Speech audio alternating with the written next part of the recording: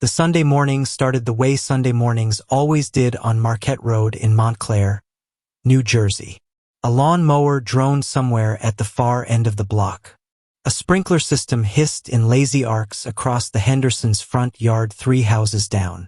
The smell of coffee and cut grass drifted through open windows, and the sky above the leafy canopy of old oaks was the particular blue that belongs exclusively to late June mornings before the heat has fully arrived. Children's bicycles leaned against porch railings. A golden retriever crossed the street without urgency. Everything in that quiet corner of suburban Essex County announced the same ordinary fact. It was a day off, and the neighborhood intended to use it. At 31 Marquette Road, a 2-story colonial with a well-maintained garden and a minivan parked in the driveway, 2 little girls were eating cereal at the kitchen table. Their mother moved around them, refilling orange juice, adding a bowl to the dish rack, speaking to them in the kind of distracted, affectionate way that mothers do on mornings when there is nowhere particular to be. The girls were 11 and 7 years old. They had been born in the United States. They had never been to Russia. They did not know they were Russian. They did not know their parents' real names. They did not know that somewhere across the city, across 4 different states, a network of men and women who had spent years living as ordinary Americans were about to be arrested simultaneously, that their family's entire existence in this country had been constructed from forged documents and elaborate deception, or that within hours federal agents would be standing in this kitchen, and the life those 2 little girls had always known would evaporate in the time it takes to read a warrant. It was June 27, 2010. The Federal Bureau of Investigation was watching 31 Marquette Road, as it had been watching it for years. The operation that ended that morning had no dramatic name derived from fiction. Inside the FBI's counterintelligence division, it had been called Ghost Stories, a designation that, in retrospect, carried a weight its architects may not have fully appreciated when they chose it. Because what they had spent the better part of a decade dismantling was, in the truest sense, a story about ghosts. People who had arrived in America with no real past, inhabited identities that belonged to the dead or the disappeared, built entire lives from nothing, and then vanished back into the shadows the moment the curtain was pulled aside. The FBI had been watching, listening, and gathering evidence for years. On the morning of June 27th, they finally moved. Across 3 different states and the District of Columbia, 14 Bureau vehicles were in position before dawn. In Virginia, in Boston, in Manhattan, in Yonkers, in Arlington, in Seattle, agents in plainclothes sat in parked cars and watched front doors, reading the patterns of lights switching on in upstairs windows, watching the shadows move behind frosted bathroom glass, waiting for the precise moment. The coordination required was significant. If even one target got word before the others were secured, a phone call could scatter the rest. The FBI needed them all simultaneously before any of them had a chance to run. In the years that followed, when journalists and intelligence analysts picked through the wreckage of the operation, many would focus on the technical sophistication of the spy ring, the steganographic messages hidden in online photographs, the encrypted shortwave transmissions, the purpose-built laptops that communicated with passing SVR officers at close range without ever connecting to a traceable network. These were remarkable things, and they deserved the scrutiny they received. But the truly extraordinary dimension of what was uncovered that June morning was not the technology. It was the sheer human audacity of what the Russian Foreign Intelligence Service, known by its Russian initials as the SVR, had attempted and, for a remarkably long time, largely achieved. These were not men and women skulking in the shadows of American society. They were planted in the heart of it. They coached youth soccer. They attended PDA meetings. They argued with neighbors about property values and commiserated about the cost of heating oil. They threw birthday parties for children who had no idea that the language spoken quietly between their parents when they were thought to be asleep was not the one printed on their birth certificates. They had spent years becoming indistinguishable from the fabric of American suburban and urban life, and in many cases they had succeeded so thoroughly that the people closest to them, the genuine friends, the real colleagues, the neighbors who had known them for a decade, found the revelation almost literally incomprehensible. The program that produced them was old. Older, in fact, than most of its unwitting American neighbors would have thought possible. The concept of a deep cover illegal, a foreign intelligence officer deployed under an entirely fabricated civilian identity, with no connection to an official diplomatic post, no embassy cover, and no diplomatic immunity if caught, was not an innovation of the post-Soviet SVR. It was one of the oldest and most carefully developed instruments in the Soviet intelligence arsenal, refined across decades of Cold War competition, and passed down like a trade secret from generation to generation of clandestine operators. By the time the FBI's surveillance cameras first fixed on the subjects of ghost stories, the program that had created them had been running, in one form or another, for more than half a century. Understanding how 10 ordinary-looking Americans came to be arrested in a coordinated sweep on a quiet Sunday morning in the summer of 2010 requires going back to the beginning, not to 2010, and not even to the moment when each of these individuals first set foot on American soil. It requires going back to the philosophy itself, to the deep institutional logic of the SVR and its predecessor, the KGB, that said the most valuable intelligence asset of all was not a satellite, not a listening device, not even a recruited spy inside the target government. It was a human being so perfectly embedded in the target society that the society itself could not distinguish them from one of its own. The FBI agents who moved in that morning had no way of knowing the full architecture of what lay beneath the surface of these ordinary lives. They knew the operational details, the suspects' real names, their true countries of origin, the communications channels they used, the money flowing in from Moscow. They had the legal case constructed, the warrants signed.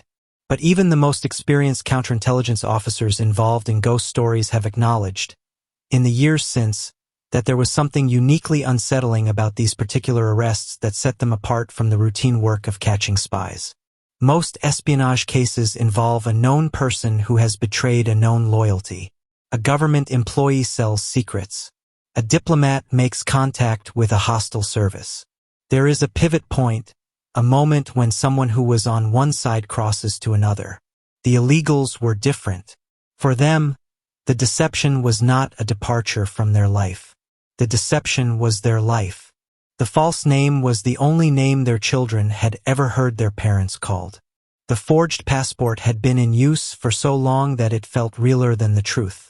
These people had become, in every sense that their neighbors and coworkers and friends could perceive, the people they were pretending to be.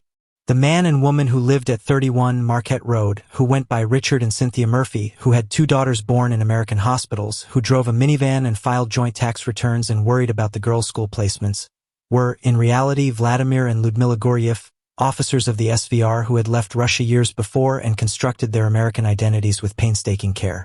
They are perhaps the most emblematic figures in the entire Ghost Stories case. Not because their tradecraft was the most sophisticated or their intelligence product the most valuable, but because their life in Montclair was, by all outward appearances, so completely, persuasively real. The lawn was mowed. The girls were loved. The casseroles brought to sick neighbors were genuine gestures of community. And none of it was what it appeared to be. 2 little girls eating cereal on a Sunday morning in New Jersey, with no idea their parents' names were fake. Their past was invented, and federal agents were already watching the house. 10 Russian spies, buried so deep in American life that even their own children did not know the truth, and the FBI had been quietly circling them for years. If that is the kind of story you need to see through to the end, subscribe to the channel now and turn on notifications. This one has turns that even the people living inside it did not see coming. By mid-morning on June 27th, the FBI had made its move. The vehicles that had been idling at the ends of blocks and in grocery store parking lots within sight of the targets' homes began to close. The agents who had watched and waited moved to the doors. The warrants were executed in rapid succession across the eastern seaboard, every team moving the moment the signal came through. 10 people who had spent years becoming Americans found themselves in federal custody before the Sunday morning newspapers had been fully read. The 2 little girls at the kitchen table on Marquette Road would eventually be told the truth. It would take time, months in fact, before the full shape of what had happened to their family became clear to them. In the weeks after the arrests, as lawyers negotiated and diplomats made quiet calls and the cable news networks churned through the story, those two daughters sat at the center of a silence that had no good explanation. The spy ring that the FBI dismantled that morning had been in place, in various forms and with various personnel, for more than a decade. It had cost tens of millions of dollars to build and maintain. It had employed some of the most extensively trained human intelligence officers the SVR could produce. And it had, in the end, produced almost nothing in the way of classified American secrets. What it had produced, however, in its construction, its execution, its eventual exposure, and its remarkable denouement, was one of the most revealing portraits of Russian intelligence ambition, SVR institutional culture, and the dark human cost of deep-cover espionage that the post-Cold War era has ever offered. The story of the illegals program is the story of a decade-long deception conducted in the most ordinary possible settings. Suburban kitchen tables, Boston coffee shops, Manhattan cocktail parties, and the leaf-blown sidewalks of New Jersey in autumn. It begins, as nearly all Russian intelligence stories do, not with the present, but with the past. Long before the first illegals set foot on American soil under a fabricated name, long before the suburbs of New Jersey became a theater for Russian intelligence operations, the Soviet Union had been perfecting the art of living a lie. The tradition runs so deep in Russian intelligence history that tracing it to a single origin point is like trying to identify where a river begins in a landscape with no clear watershed. It flows from the Chaika and the OGPU, from the show trials of the 1930s, from the wartime networks that burrowed into the Manhattan Project and the British Civil Service and the diplomatic corps of a dozen nations. But the particular institution of the illegal agent, the deep-cover operative deployed without diplomatic protection, without official cover, without any official connection to the Soviet state, took on its mature and systematic form in the years immediately after the Second World War, in the early years of a conflict that both sides knew by then would be fought as much in the dark corridors of intelligence as on any physical battlefield. The KGB, in its various predecessor forms and in the great institutional structure it finally assumed in 1954, divided its foreign intelligence apparatus into two distinct streams. The first was the legal residency, the officers posted abroad under diplomatic cover, functioning out of Soviet embassies and consulates, enjoying the legal protections that came with official status. If a legal officer was caught running an agent or conducting a clandestine operation, the worst that typically happened was expulsion from the country, a humiliating but essentially recoverable setback. The second stream was the illegal residency, and it operated according to an entirely different logic. An illegal officer was deployed under a fabricated civilian identity, a businessman, an academic, an émigré, a contractor. There was no embassy to return to, no diplomatic passport to produce, no official cover story that the host government was diplomatically obligated to accept. If caught, an illegal faced criminal prosecution, imprisonment, and all of the consequences that fell on anyone convicted of espionage in the country where they operated. The risk was personal and potentially catastrophic. The trade-off in the KGB's calculation was worth it. Legal residents were known quantities.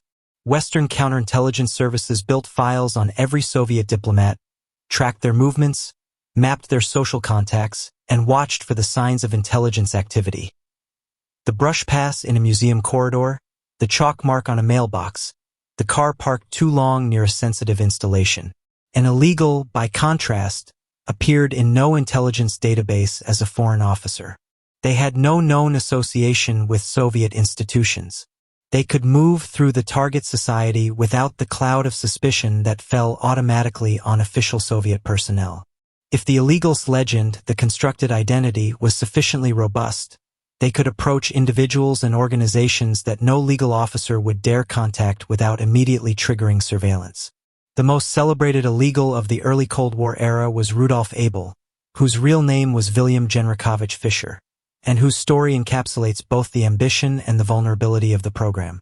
Fischer was a remarkably capable officer who had spent years in the United States operating under an assumed identity, running a photography studio in Brooklyn and managing a network of agents while communicating with Moscow Center through a series of shortwave transmissions, coded messages, and microdot communications of considerable technical sophistication.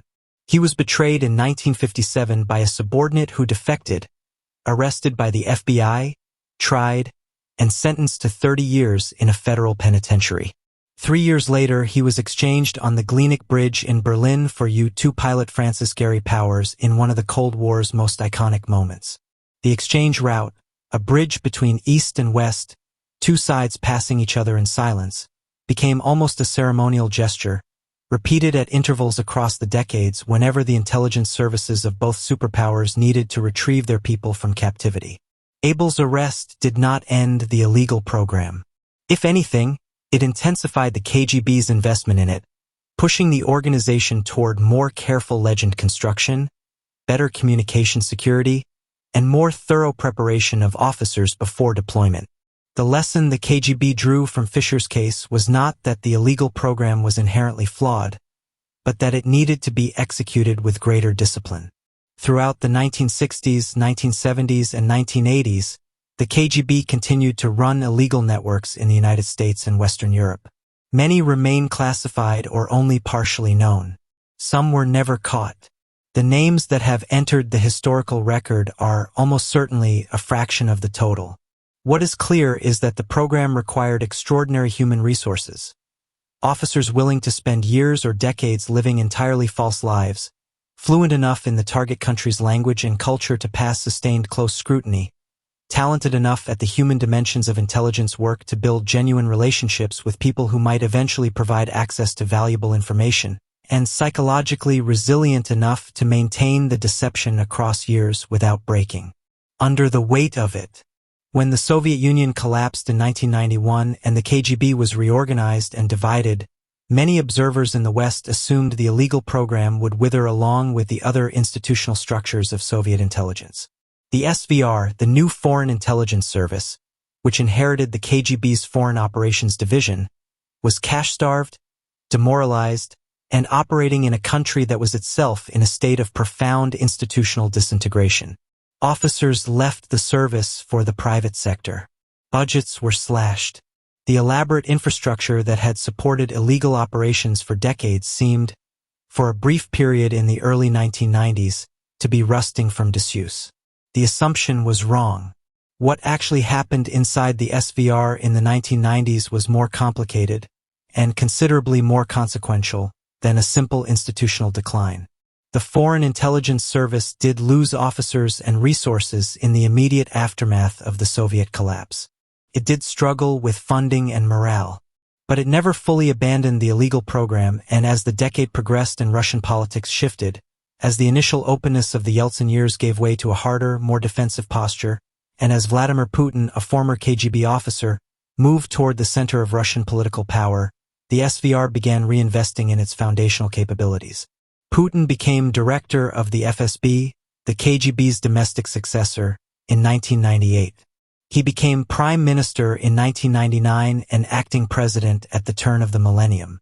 His ascent was not incidental to the revival of the illegal program. Putin was, by training and instinct, a product of the intelligence culture that had built the program and believed in it deeply. Under his leadership, the Russian government began committing the resources needed to reconstitute a serious illegal capability in the United States. Not the vast, expensive networks of the Cold War peak, but a carefully selected, highly trained cadre of officers who could penetrate American society at a level that official diplomats and openly declared intelligence officers simply could not reach. The decision to rebuild the program, to select candidates, put them through years of training, construct their legends, and deploy them to North America and Europe, was made in the early to mid-1990s, even during the period of apparent institutional weakness. Some of the people who would be arrested in June of 2010 were already in the early stages of their preparation and cover life construction before the decade was out. The program that the FBI would come to know as Ghost Stories was not assembled hastily or improvised under pressure. It was the product of years of deliberate institutional investment, patient planning, and a view of history that was, above all, long. The men and women selected for the program understood what they were agreeing to when they accepted the assignment. They were not deceived about the nature of the work. They knew they would spend years, potentially the rest of their working lives, living under false names in a country that was not their own, separated from their families and the culture that had shaped them, unable to acknowledge their true identities to anyone they met. They were told that their contribution to Russian national security would be significant and lasting, that the information they would ultimately provide would reach the highest levels of the Kremlin, and that they would, in time, be recognized and honored for what they had done. What they were not told, what perhaps no one at Moscow Center had fully worked out, was what would happen to the children who would be born during their deployment, children who would grow up as Americans or Canadians with no knowledge of their parents' true identity, children who would one day face a revelation that no amount of institutional planning had adequately prepared anyone to handle. That reckoning was still years away when the first pairs of young Russian intelligence officers began the long process of becoming someone else. It started, as all things in the intelligence world do, not with action but with preparation. And the preparation, in the case of the SVR's illegal program, was among the most thorough and elaborate undertakings in the history of clandestine intelligence work. Inside the SVR's training apparatus, in facilities that have never been publicly identified and whose precise locations remain classified, the construction of a human identity is treated as an engineering problem. Not a creative one, not a psychological one, though those elements are certainly present, but fundamentally an engineering challenge with specific inputs, measurable tolerances, and testable outputs. The product being built is called, in the terminology of the trade, a legend. A legend, in this context, has nothing to do with myth or narrative grandeur. It is simply the totality of a fabricated identity.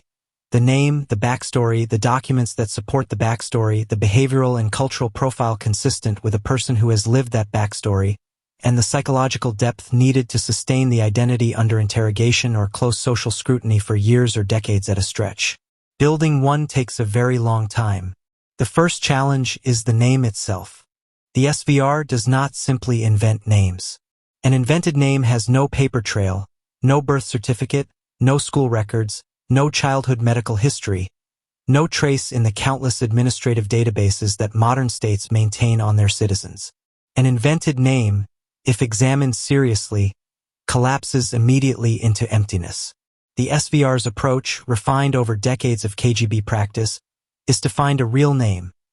A real person who existed, who produced some documentary record, but who died before accumulating a significant adult paper trail, or who emigrated in a manner that pushed them beyond the horizon of their home country's record-keeping systems, or who otherwise created a gap in official memory that can be filled with a fabricated life story without producing contradictions that would be easily detected.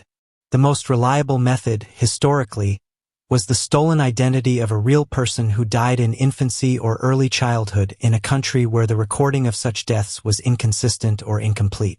A child born in a small town in Quebec or New Zealand or Ireland in the 1960s, who died at 6 months from a fever, might have a birth certificate but no death certificate, or a death certificate that was filed in a way that was never cross-referenced against the birth record in any searchable system. That child's name, liberated from the constraint of the person who bore it, becomes raw material. The SVR assigns the name to an officer, and the officer begins their new life by documenting it from the outside in, working backward from a convincing adult identity to construct the childhood and adolescent record that should surround it. The couple who would become known as Donald Heathfield and Tracy Lee and Foley offer a particularly well-documented example of this process. Their real names were Andrei Bezrukov and Elena Vavilova, and they were among the most senior and extensively prepared officers in the entire Ghost Stories network. Donald Heathfield's legend was built around a real Canadian child who had been born in Ontario and died in infancy. The name existed in provincial records. Heathfield used that name to obtain a Canadian passport, and from that passport all of the subsequent documentation expanded outward: university enrollment, professional credentials, tax records, and eventually a Harvard education and a career as a global consultant based in Boston. The transformation from a Russian intelligence officer born in Krasnodar to a credible North American professional by way of a dead Canadian infant's birth certificate was the work of years, supported by the SVR's document specialists and by Heathfield's own prodigious linguistic and social capabilities. The construction of convincing documents was only the beginning. A legend that exists on paper but falls apart in conversation is not a useful legend. The person who carries it must be able to answer, without hesitation and without inconsistency, questions about their childhood, their family, their education, their formative experiences, and the thousand small biographical facts that people share in the course of ordinary social interaction. They must not merely have memorized these facts. Memorized material is brittle under pressure, but have internalized them to the point where the false history feels as natural and accessible as the true one. Language training reinforces this. An illegal must speak the target country's language not merely fluently but idiomatically, with the vocabulary, the regional inflections, and the casual slang of a native, because even excellent non-native speakers carry subtle markers of foreignness in their speech that attentive listeners notice. The training process that the SVR ran its illegal candidates through was reported to last a minimum of several years, and in some cases much longer. Officers selected for the program were typically young, typically linguistically gifted, and typically distinguished by a quality that intelligence trainers described as social intelligence. The ability to read people accurately, to modulate their own presentation to match different social contexts, and to build genuine rapport with strangers quickly and believably. These were not shy, bookish technicians. The ideal illegal candidate was someone who could walk into a room full of strangers and leave it with 3 new friends, none of whom had any reason to doubt that the person they had just spent the evening with was exactly who they said they were. Physical preparation mattered as well. Officers were trained to suppress Russian mannerisms, not just the obvious ones like the Russian habit of not smiling at strangers, but subtler signals. Posture, eye contact patterns, the way a person enters a room, their behavior in social situations that might feel unfamiliar.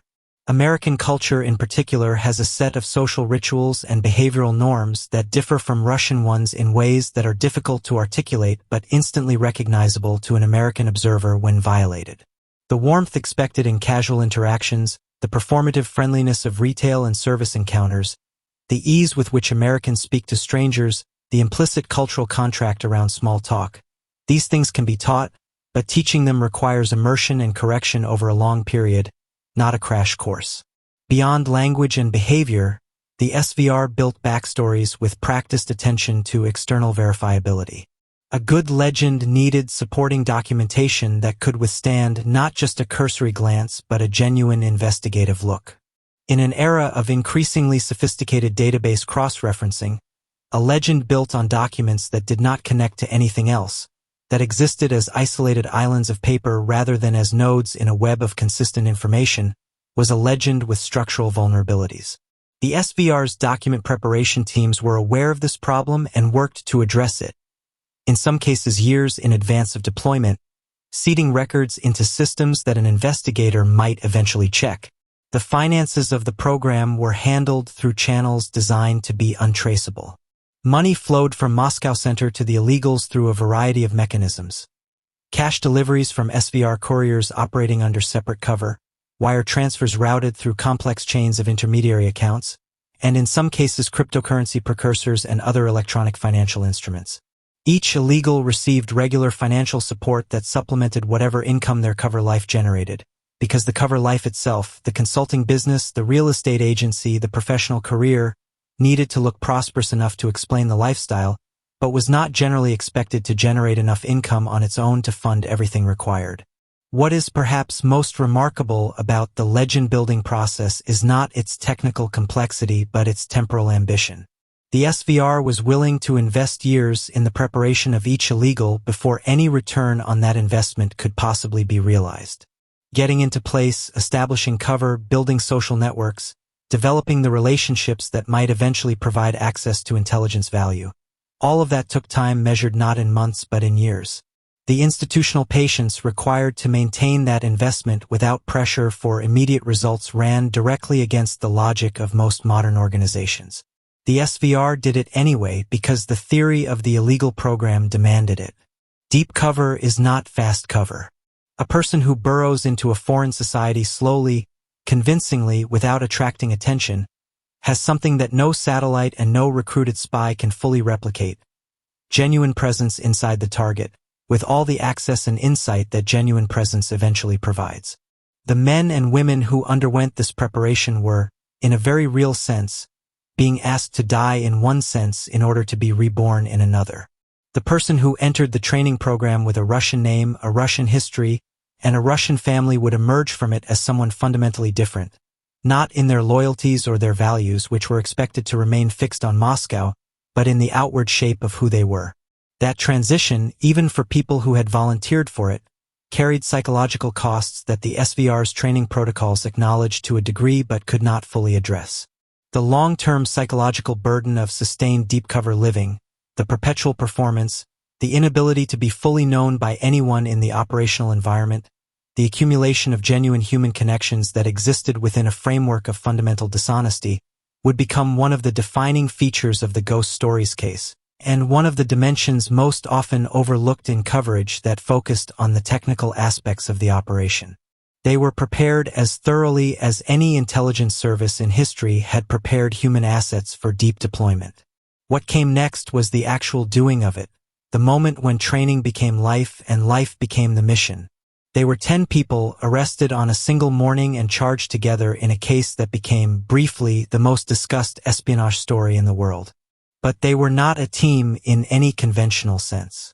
They did not know each other socially, did not meet for dinners or share operational updates over coffee, did not function as a coordinated cell in the way that popular imagination tends to picture spy networks operating. Each of them was, in the language of their profession, a self-contained unit, compartmented from the others, reporting separately to Moscow Center, operating in their assigned area with minimal contact with anyone else in the network. The connecting tissue was not personal relationship but institutional loyalty, shared training, and the common architecture of the SVR's illegal program. What bound them together was invisible to everyone around them, which was precisely the point. The network that the FBI dismantled in June 2010 was composed of 10 individuals operating in 4 states and the District of Columbia. Their true identities, their cover identities, and the contours of their operational lives varied considerably. Some had been in the United States for more than a decade. Some had arrived more recently. Some operated as married couples, sharing the burden of the cover life and providing each other with a human anchor in an operationally isolated existence. Others worked alone. Their designated tasks, their geographic placement, and their cover professions reflected a deliberate strategy on Moscow Center's part to distribute the network across the social and professional landscape of American life rather than concentrating it in any single area. Vladimir and Ludmila Goryev, the couple who had built their lives in Montclair, New Jersey, under the names Richard and Cynthia Murphy, were career SVR officers who had been living in the United States for roughly a decade by the time of their arrest. Richard Murphy's cover profession was as a financial consultant, a vague enough description to explain occasional travel and irregular working hours without raising questions from neighbors who tracked their days in the normal rhythms of commuting and routine. Cynthia Murphy worked as an accountant and had, over the years, built relationships in financial and politically adjacent professional circles in New York that were precisely the kind of connections Moscow Center had deployed them to develop. They had 2 daughters, American citizens both, who attended local schools and had no knowledge of any of what surrounded their family's apparently comfortable suburban existence. The couple known as Donald Heathfield and Tracy Lee and Foley had the deepest academic and professional credentials of any pair in the network. Andrei Bazrukov and Elena Vavilova had been preparing for their deployment since the late 1980s, when they began building their Canadian legends and establishing their presence in North America through Quebec. By the time of their arrests, Bazrukov, operating as Heathfield, had completed a degree at the University of York in Toronto, then earned a master's from the Fletcher School of Law and Diplomacy at Tufts University, and was enrolled in a doctoral program at Harvard's Kennedy School of Government. His cover was as a global strategic consultant, a profession that gave him legitimate access to the kind of policy discussions, think tank events, and government-adjacent professional forums that the SVR most wanted him to penetrate. Elena Vavilova, as Tracy Foley, worked in the Boston area real estate market, a cover that provided income, a plausible daily routine, and contact with the kind of prosperous professionals her husband's network was designed to study. They had 2 sons, Canadian citizens, who were, by the accounts of everyone who knew them, entirely unaware of their parents' actual identities. Juan Lazaro and Vicky Pelaez occupied a very different corner of the network. Lazaro's real name was Mikhail Vasenkov, and he was the oldest and most experienced member of the group, a veteran illegal who, by some accounts, had been operating in the United States since the 1970s, predating the Ghost Stories network specifically and representing a different generation of SVR tradecraft. By the time of the arrests, he was in his mid to late 60s, living in Yonkers, New York, and presenting himself as a Peruvian-born professor of political science at Baruch College in Manhattan. His wife, Vicky Pelarez, was genuinely Peruvian, a journalist who had worked for the Spanish-language newspaper El Diario and had a legitimate career in American media. She was not, as far as the available evidence suggests, a trained SVR officer in the way the others were. She was, rather, a knowing participant in her husband's operational life, aware of his true affiliation even if the full details of his work were kept from her. It was a complication that would affect the handling of her case considerably when the arrests came. Anna Chapman, born Anna Vasilyevna Kushchenko in Volgograd, was the youngest member of the network and the one who became, with an almost surreal speed, the most famous. She operated alone, without a partner. Her cover was as a British citizen, using her married name from a brief marriage to a British man named Alex Chapman, which had been, by Chapman's own later account, a genuine if chaotic relationship that the SVR had encouraged and that provided her with a British passport. She had lived in London for several years before arriving in New York in 2010, where she was running a web-based real estate business called Property Finder. She was 28 years old at the time of her arrest, attractive in a way that would become the subject of enormous and largely irrelevant media attention, and socially ambitious in a way that fit well with the Manhattan professional class she was moving among. Her operational methods were distinctive from those of the other network members. She used a purpose-built laptop program that communicated with SVR officers via a covert wireless connection, transacting in coffee shops and bookstores, the laptop open on a table while an SVR handler sat nearby with a laptop of their own, data passing between them over an ad hoc private network that was invisible to anyone observing the scene. Mikhail Semenko was the other solo operator. A 28-year-old Russian national who had studied at Seton Hall University in New Jersey and was working in the Washington area at a travel agency, Semenko was the youngest male in the group and the one whose cover life was perhaps the least deeply embedded. He had been in the United States for only a few years compared to the decade-plus tenures of the senior couples. His cover as a Chinese-American professional, maintained partly through his genuine proficiency in Mandarin, was a more recent construction than those of Heathfield or the Murphys, and his operational role appeared to be focused more on communication and courier functions than on the long-term cultivation of sources. The remaining members of the network, Patricia Mills and Michael Zottely, who operated out of Seattle and Denver respectively, and a woman known as Tracy Foley, a name separate from the Vavilova usage, filled additional geographic and functional positions in the structure. Patricia Mills and Michael Zottely, whose real names were Natalia Pereverzieva and Mikhail Kutzik, had arrived in the United States by way of Canada and had settled in the Pacific Northwest, where Mills was working as a librarian and Zottely as a salesman. Their cover was sufficiently unassuming that their neighbors' post-arrest shock was particularly acute. The Zottely-Mills couple had been regarded as simply unremarkable people living an unremarkable life in a neighborhood full of unremarkable lives, which was, of course, the ideal outcome from Moscow Center's perspective. Christopher Metzos was the outlier in the group, a figure who operated not as a resident illegal embedded in American society, but as a courier, moving between the network members and Moscow, carrying cash and messages, facilitating the logistical transfer of materials that could not safely pass through electronic channels. His real name, like the names of several other members of the network, was not immediately established in the public record after the arrests. What was established was that he was the one who got away. Arrested in Cyprus in June 2010 in the same sweep that netted the others, he was released on bail pending extradition proceedings and produced what appeared to be a forged Canadian passport, then vanished, presumably absorbed back into the Russian intelligence infrastructure through channels that have never been publicly identified. He has not been seen in the West since. 10 people, 10 lives, 10 fabricated histories. They lived in rented houses and owned condominiums. They drove to school pickups and attended charity fundraisers. They filled out their taxes and argued with contractors about renovation costs. The full machinery of constructed American identity hummed around them, and for a decade, it held. Arriving was the easy part, or at least the least complicated part. Staying was the work. When an illegal first sets foot in the target country under their fabricated identity, They are, in the most literal sense, starting from nothing. The legend they carry exists on paper, the passport, the residency permits, the potentially supporting documents from their cover history, but it has not yet been lived in. The false name has not yet accumulated the kind of ambient corroboration that a real life generates naturally over years. The dentist who recognizes your face, the dry cleaner who knows your preferred starch, the neighbor who would not be able to say for certain how long you had been on the block but would confidently describe you as someone who had always been there. Building that ambient reality, what intelligence officers sometimes call the deep texture of legend, required time and deliberate effort and a sustained performance of ordinariness that could not be rushed.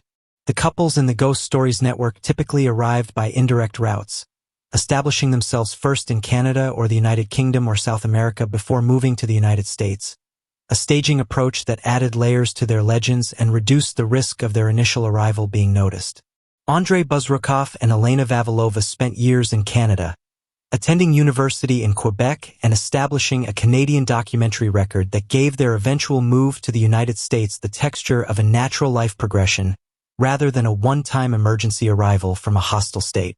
Vladimir and Ludmila Guryev similarly established themselves in a graduated manner, building their documentary history and their social credibility incrementally before settling into the Montclair house that would become their base for the operational years.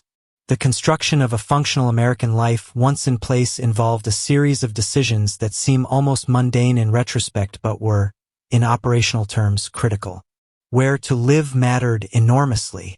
The SVR's targeting logic favored locations that provided geographic proximity to the policy and intelligence community infrastructure of Washington and the financial and media infrastructure of New York, while offering the social camouflage of normal residential neighborhoods rather than the concentrated scrutiny that fell on more overtly transient urban areas. Montclair, New Jersey, checked both boxes. Close enough to Manhattan that Richard Murphy's commuting schedule to the city was entirely unremarkable. Suburban enough that the family's presence in the neighborhood blended effortlessly into the landscape of two-income families with school-age children and reasonable mortgages. The children were both operational complexity and operational camouflage. The couple who became the Murphys had 2 daughters. Buzrukov and Vavilova had 2 sons. These children were born during operational deployment, some of them in the United States or Canada, giving them citizenship in the very country their parents were targeting.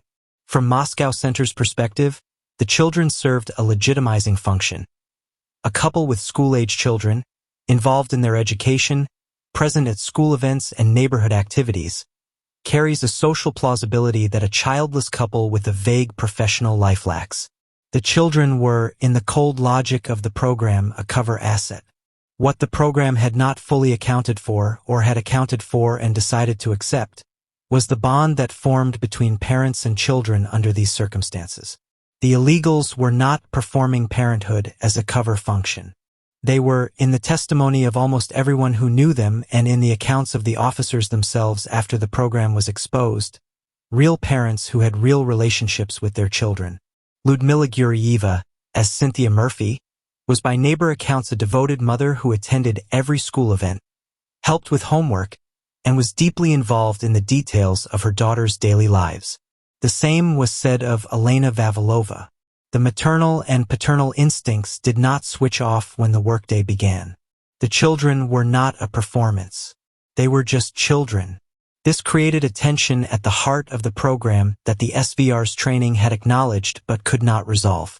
The illegal was committed to the mission, prepared to make the sacrifices the mission required, and able to maintain the deception for years without breaking. But the children were innocent parties who had been placed in the center of an intelligence operation with no knowledge of their situation and no ability to consent to the risk it imposed on them. The routines that sustained the cover lives were carefully thought through and consistently maintained. Richard Murphy's consulting work provided both income and a plausible explanation for regular trips to New York. He attended professional functions in the city, developed a network of contacts in financial services and related fields, and appeared to the people around him as a slightly quiet but entirely competent professional in a field that nobody examined too closely because it encompassed too many things to permit easy scrutiny. Cynthia Murphy's accounting work brought her into contact with exactly the kinds of people the SVR wanted the network to cultivate. wealthy, professionally connected, politically engaged individuals in the New York metropolitan area who moved in the circles adjacent to government, policy, and finance. The Boston couple moved in different social waters. Bazrukov's Harvard enrollment was not merely a cover device. It placed him inside one of the most policy-connected educational institutions in the United States, in a program, International Security and Public Policy, where his fellow students and professors included individuals who had served in government, would serve in government, or maintained active consulting relationships with government agencies. The access was not direct. He was not obtaining classified briefings by sitting in a seminar room at the Kennedy School, but the relationships he was building were the kind that, in the SVR's theory of the program, might eventually produce access to the kind of informal, unclassified but operationally significant information that fills in the gaps in what intelligence services learn through other means. What were the genuine views of senior policymakers on issues that their public statements obscured? What were the internal debates within the national security bureaucracy that newspaper accounts did not capture? Who were the people in each administration who actually shaped decisions, as opposed to the people whose titles suggested they should? These were the questions Moscow Center wanted answered, and the method for answering them was exactly the kind of deep social integration that Bazrukov was pursuing. In New York, in Seattle, in Virginia, in Yonkers, the others were doing the same, slowly, patiently, building the kind of presence in American life that the program's designers had always insisted was the prerequisite for everything else. The social networking was not a prelude to the operation. It was the operation. The human relationships developed over years were the point. For the children growing up inside these cover lives, the world around them was simply home. The girls in Montclair knew their neighborhood, their school, their friends, their parents' routines. The boys in Boston knew their house in Cambridge, their father's time at Harvard, their mother's real estate career, the particular texture of their family's daily life. The Russian language that was sometimes spoken quietly between the parents behind closed doors was something the children registered dimly, if at all. One of the Murphy daughters once told classmates that her parents spoke a foreign language at home, a detail that apparently spread no further than the casual conversation in which it was mentioned. The SVR's patience had produced exactly what it was designed to produce. People who appeared, to all outward examination, to simply belong. The question of what they were doing while they appeared to belong was where the story became genuinely complicated and genuinely consequential. She arrived in New York the way thousands of ambitious young women arrive there every year, with a clear sense of her own capabilities, a social network she was actively expanding, and the kind of physical confidence that reads in a city like Manhattan as a credential in its own right. She called herself Anna Chapman. The name was technically borrowed. She had taken it through marriage to an Englishman named Alex Chapman, a relationship that had been genuine in the sense that genuine feelings were apparently involved, though the marriage had frayed and ended and Anna had moved on without recovering her birth name of Kushchenko. She was 27 years old in 2009, when she began building her presence in New York in earnest. She spoke fluent English with a British-tinged accent, the result of years in London. She was well-dressed, socially adept, comfortable in professional settings, and running a small web-based real estate business she had established under the name Property Finder. The business was real.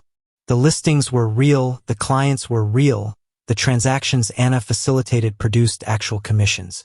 It was the kind of business that a young, ambitious person with some capital and an entrepreneurial instinct might reasonably establish after arriving in a new city, even if the business model was never spectacular enough to be the primary driver of a Manhattan lifestyle. To anyone who examined it casually, Property Finder looked like exactly what it claimed to be. A small startup still finding its footing, run by an energetic young woman with connections in both British and Russian expat communities and ambitions that exceeded the current revenue. What the Property Finder website did not advertise was that Anna Chapman was reporting to the SVR's Directorate for Illegal Intelligence, that she received financial support from Moscow Center through wire transfers that were never satisfactorily explained by her legitimate income, and that her social climbing in the Manhattan professional and financial scene was not merely personal ambition but operational tasking. She had been instructed to identify and cultivate individuals with connections to the financial sector and, eventually, to government and policy circles. The New York social scene, with its concentrated density of finance professionals, media figures, political consultants, and government-adjacent operators, was exactly the kind of environment the SVR wanted her to navigate. By the accounts available in court documents and journalistic reconstruction, Anna did navigate it effectively. She attended charity events and professional networking functions. She cultivated a social media presence that was, for its era, sophisticated and forward-thinking. She moved through cocktail party circuits with an ease that impressed people she met there, and she accumulated contacts with the methodical diligence of someone who understood that in New York, social capital converted to professional opportunity and professional opportunity provided access. Some of the people she met were individuals with genuine connections to government and policy. None of them, as far as the FBI and Department of Justice could subsequently determine, provided her with classified information. The cultivation was proceeding through its early stages when the investigation that ended her operational life concluded. Her communications with Moscow Center used a method that was, for its time, technically inventive. The FBI observed her on multiple occasions bringing her laptop into coffee shops and bookstores in Manhattan, opening it, spending 30 to 45 minutes in apparent normal productive activity, and then closing it and leaving. What was actually happening during those sessions was, in essence, a wireless dead drop. The laptop was equipped with software that connected to an ad hoc private network, a network that existed only within the immediate physical vicinity of the coffee shop, invisible to anyone not specifically looking for it. When an SVR officer passed through the same area, carrying their own laptop configured with the same software, the two machines exchanged data packets. Messages from Moscow, reports from Anna, updates and instructions flowing in both directions without ever touching the public internet in a way that would leave a traceable record. The technique was elegant in concept. In practice, the FBI's technical teams had identified it, understood it, and documented it across multiple sessions. The agents watching Anna in her coffee shops were not merely following her movements but capturing the data exchanges and building a file of communications that documented the operational relationship with Moscow Center in considerable technical detail. Anna had no way of knowing that the wireless transactions she conducted in those quiet sessions were being monitored, cataloged, and stored as evidence. Separate from the laptop communications, Anna also received in-person contact assignments. The FBI, having identified her as a subject of investigation, arranged what is sometimes called an undercover contact scenario. An agent representing himself as a Russian intelligence officer met with her multiple times and gave her tasks designed to test her operational knowledge and willingness. She accepted assignments from the undercover agent, including one that involved passing a forged passport to a third party, an act that, while not itself espionage in the technical sense, demonstrated her understanding of and willingness to participate in unauthorized clandestine activity on behalf of a foreign government. These meetings were recorded, and the recordings formed part of the evidence against her. Anna Chapman's life in New York was not merely a performance. Friends who knew her from that period have consistently described someone who was genuinely engaged in the city, genuinely enjoying the social world she was moving through. She attended parties and was remembered as vivacious and fun. She had a real apartment on the Lower East Side. She bought furniture, she had a social circle, she joined a gym. The operational function of her presence did not preclude the actual living of it, and she appears to have lived it with a genuine appetite. This is one of the more humanly complex aspects of the Ghost Stories case taken as a whole. The people involved were not miserable. They were not trapped in lives they found unbearable. Many of them were, by all accounts, reasonably content in the identities they inhabited, fond of the places they lived and the people they knew there, invested in their children's futures in ways that went beyond operational calculation. What made Anna Chapman's case particularly notable in the cultural response to the arrests, and why her name became synonymous with the entire affair in a way that the names of the other defendants did not, was partly the visual dimension and partly the narrative convenience of her profile. She was young, she was photogenic, she lived in New York, she moved in visible social circles, and she had a digital footprint that made her easy for journalists to document and illustrate.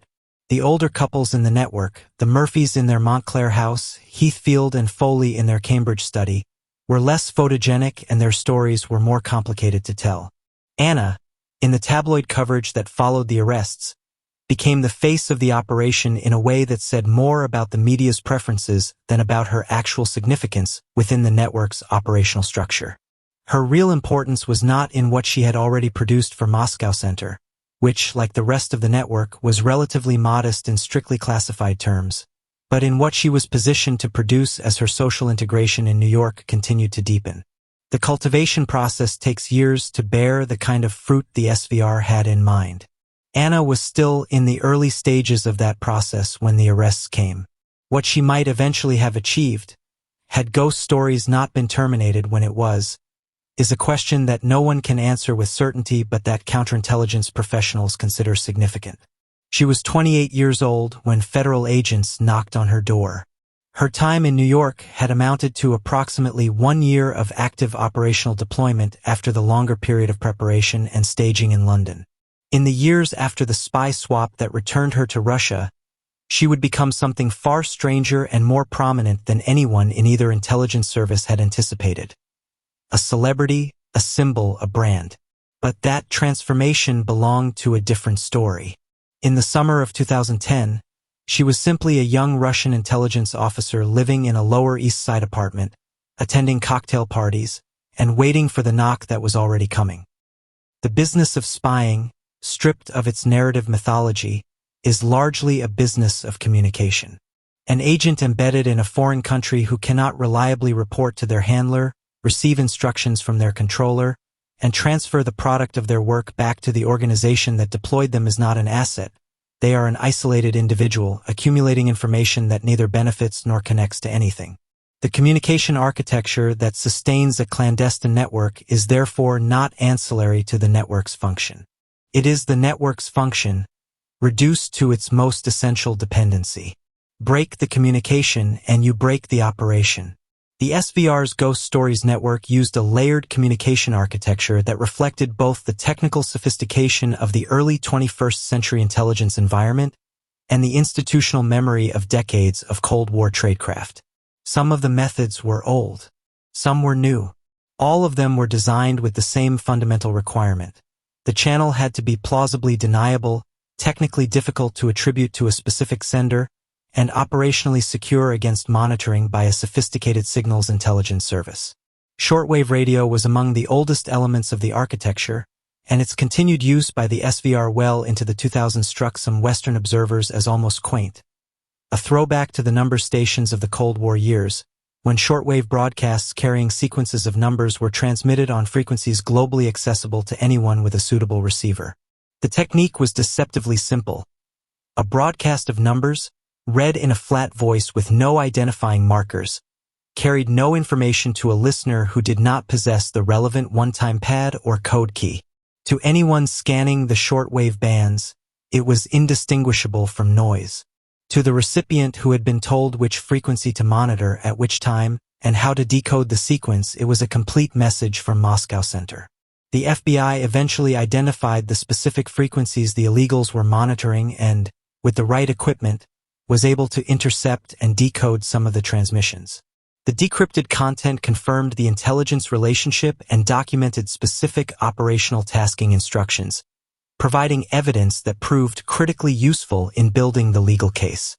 Electronic steganography was the newer technology in the network's communication toolkit, and it represented a genuinely sophisticated adaptation of classical tradecraft to the digital environment.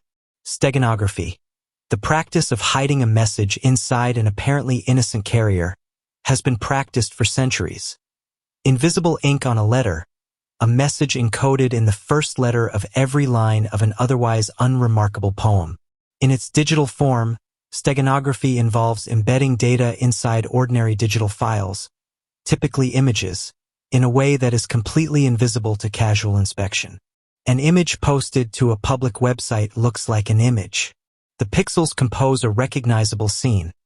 A landscape, a photograph of a garden, a still life. Embedded within the color values of those pixels, at a level of variation too subtle for human visual perception to detect, is a message that can be extracted by software with the appropriate key. The SVR's operatives posted and retrieved images from publicly accessible websites, conducting what appeared to the outside world to be entirely ordinary browsing activity.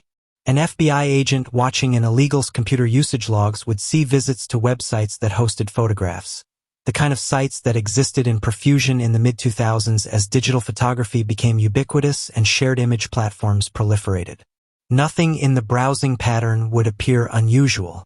The messages encoded in those images were accessible only to someone who knew which images to examine, which tool to apply, and which decryption key to use.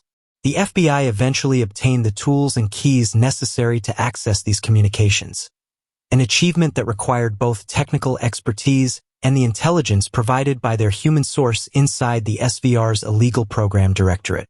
Dead drops, the practice of leaving materials in a prearranged physical location for retrieval by a second party who never meets the depositor, represented the program's physical communication channel.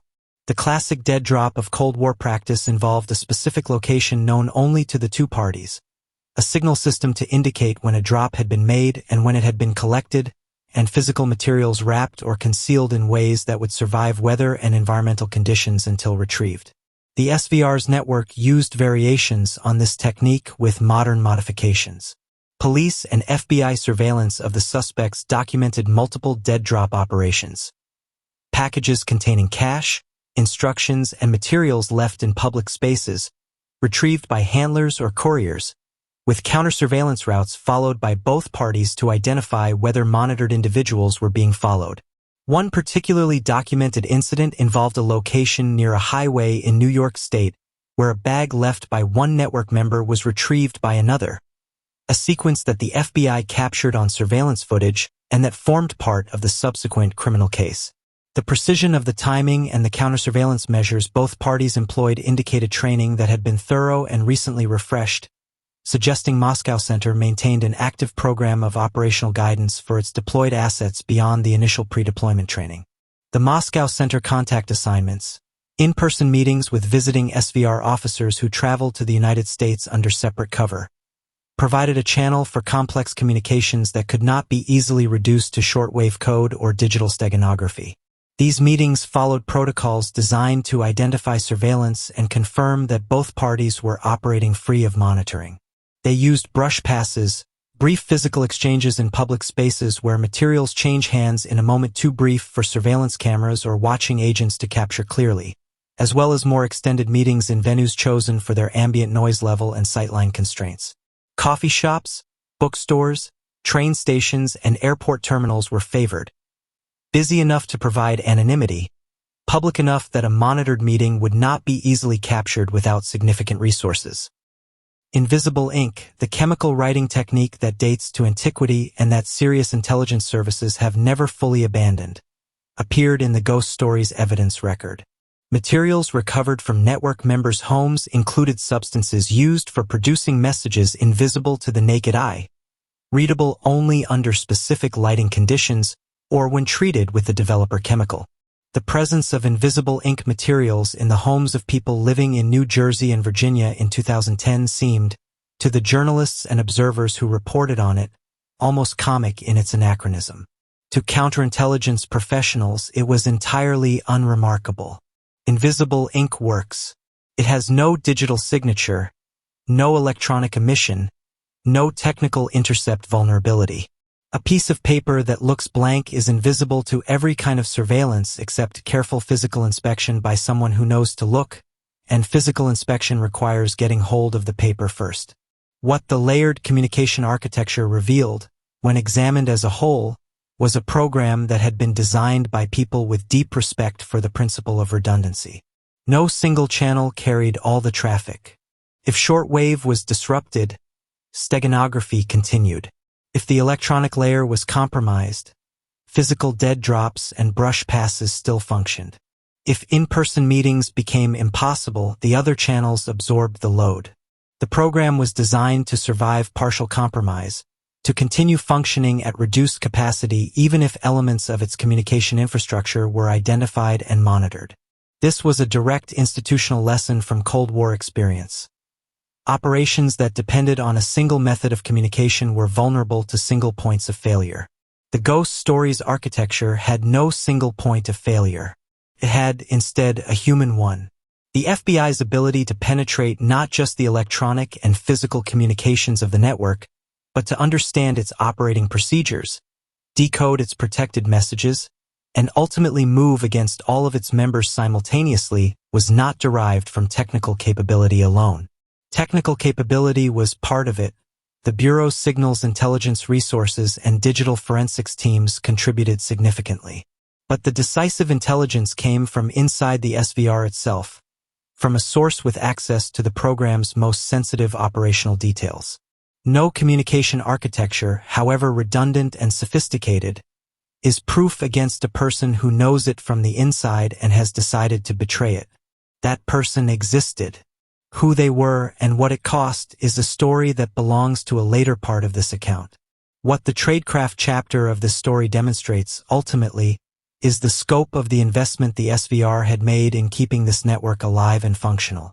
The resources committed to communication infrastructure alone, the purpose-built software, the trained couriers, the document preparation, the financial flows, represented a sustained organizational commitment measured in years and tens of millions of dollars.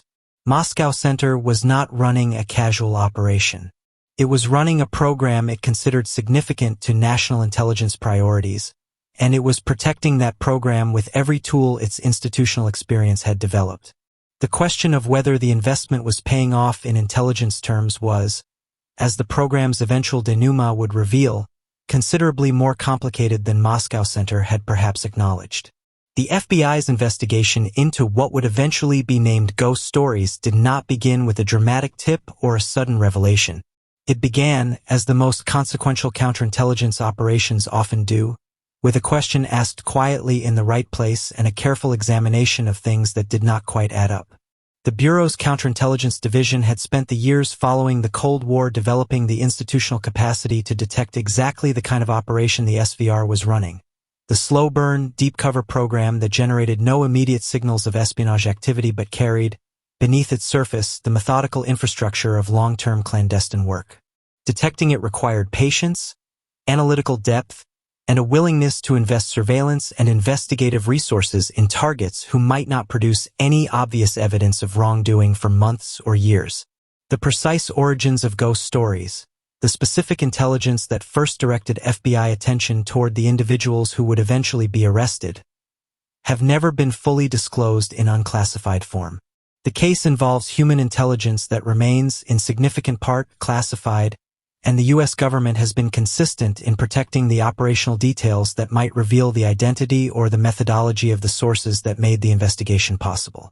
What is known, in outline, is that information provided by a human source with access to the SVR's illegal program directorate gave the FBI's counterintelligence division a starting point that allowed investigators to begin a surveillance operation with specific individuals as identified targets, rather than working from general suspicion toward specific people through purely domestic investigation.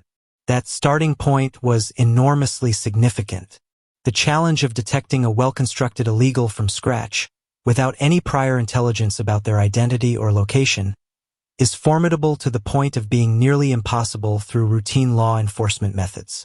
An illegal who has successfully embedded themselves in a community has left behind no obvious trace of their foreign origin.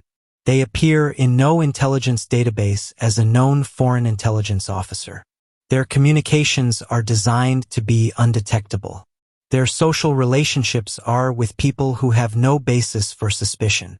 To find them requires either a lucky accident, the kind of inadvertent exposure that ended Rudolf Abel's career when his subordinate defected, or a source with direct knowledge of the program's personnel. Ghost Stories had the latter. The investigation that followed the receipt of that initial intelligence was organized with a care and deliberateness that matched the patience of the target operation. The FBI did not move immediately against the identified subjects. Moving immediately would have netted perhaps one or two individuals, produced charges based on limited evidence, and left the remaining network members, and Moscow Center's full understanding of the program, intact. Instead, the Bureau committed to a long-form investigation, sustained physical surveillance, technical monitoring of communications, the gradual accumulation of evidence that documented not just the existence of the espionage relationship but the specific tradecraft methods being used, the financial flows, the communication channels, and the operational tasking. This required resources on a scale that only a serious national counterintelligence investigation could sustain. The FBI assigned teams of agents and analysts to the Ghost Stories case for years. Physical surveillance meant rotating teams watching each target's residence, workplace, and movement patterns day and night, across multiple cities simultaneously. The logistics of keeping multiple surveillance operations running in parallel, in multiple jurisdictions, without ever tipping the targets to the fact that they were watched, was itself a significant operational achievement. Any surveillance operation can be detected by a well-trained subject who knows what to look for, and the SVR's illegals were trained precisely to look for it. Avoiding detection required not just discipline on the part of surveillance teams but careful coordination of the operational tempo to avoid creating patterns that a vigilant observer might identify. Technical surveillance involved the interception of electronic communications, the shortwave traffic, the steganographic image exchanges, the email accounts, and web browsing patterns, as well as the more intrusive measures that a federal judge's warrant authorized once probable cause had been established. The evidence in the Ghost Stories case included recordings from listening devices placed inside subjects' homes, a form of surveillance that produces extraordinarily intimate documentation of a target's operational activities and is authorized only on the basis of a substantial evidentiary foundation.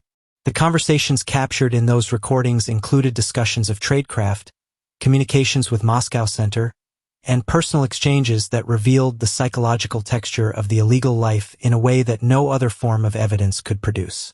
Financial investigation traced the money flowing into the network from Moscow Center through the various channels the SVR used to support its deployed assets.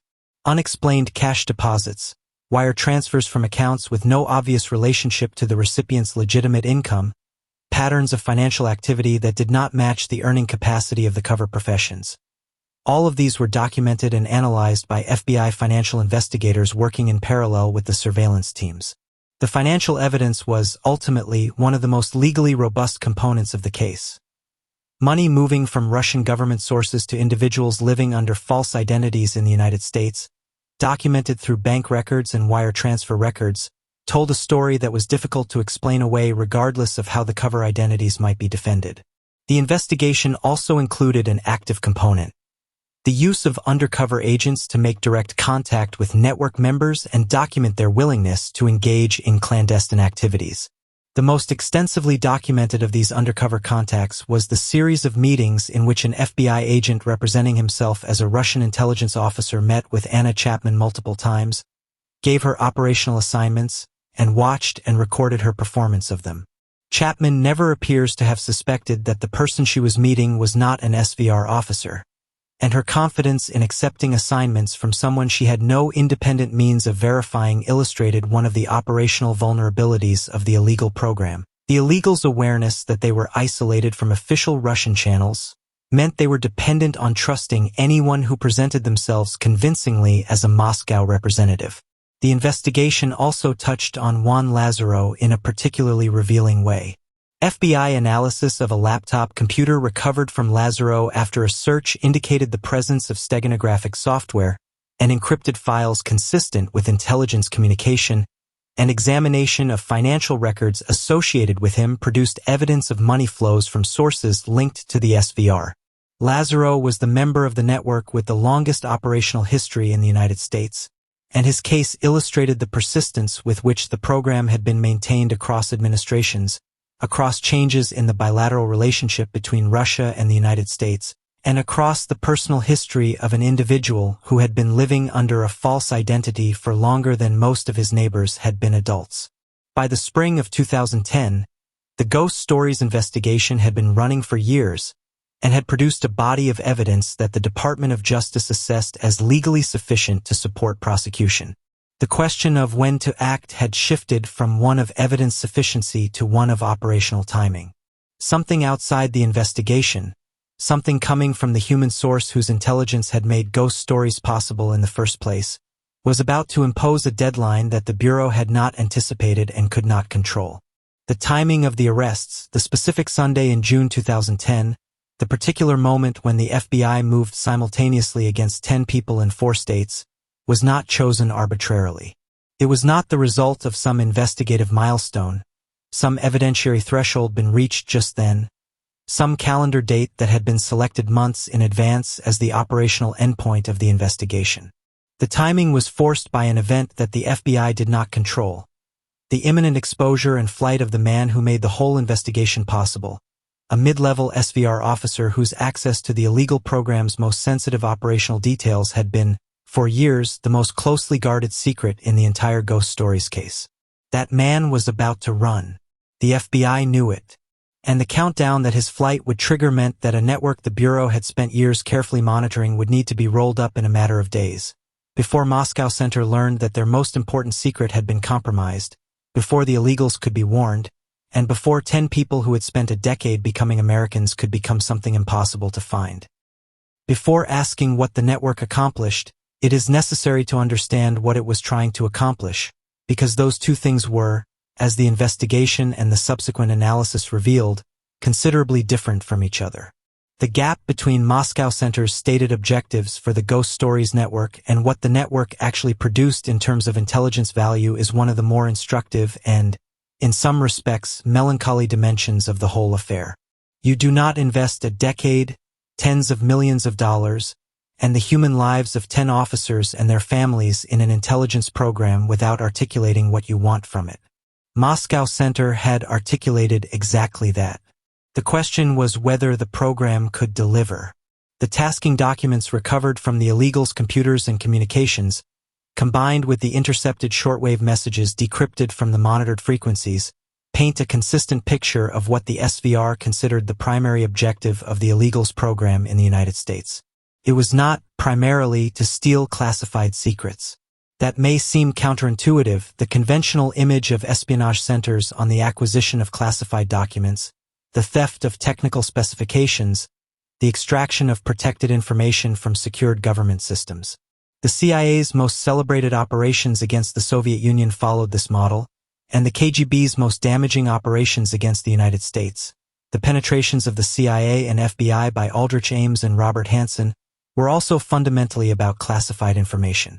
Why would the SVR invest a decade in a program that was not primarily designed to produce that kind of product?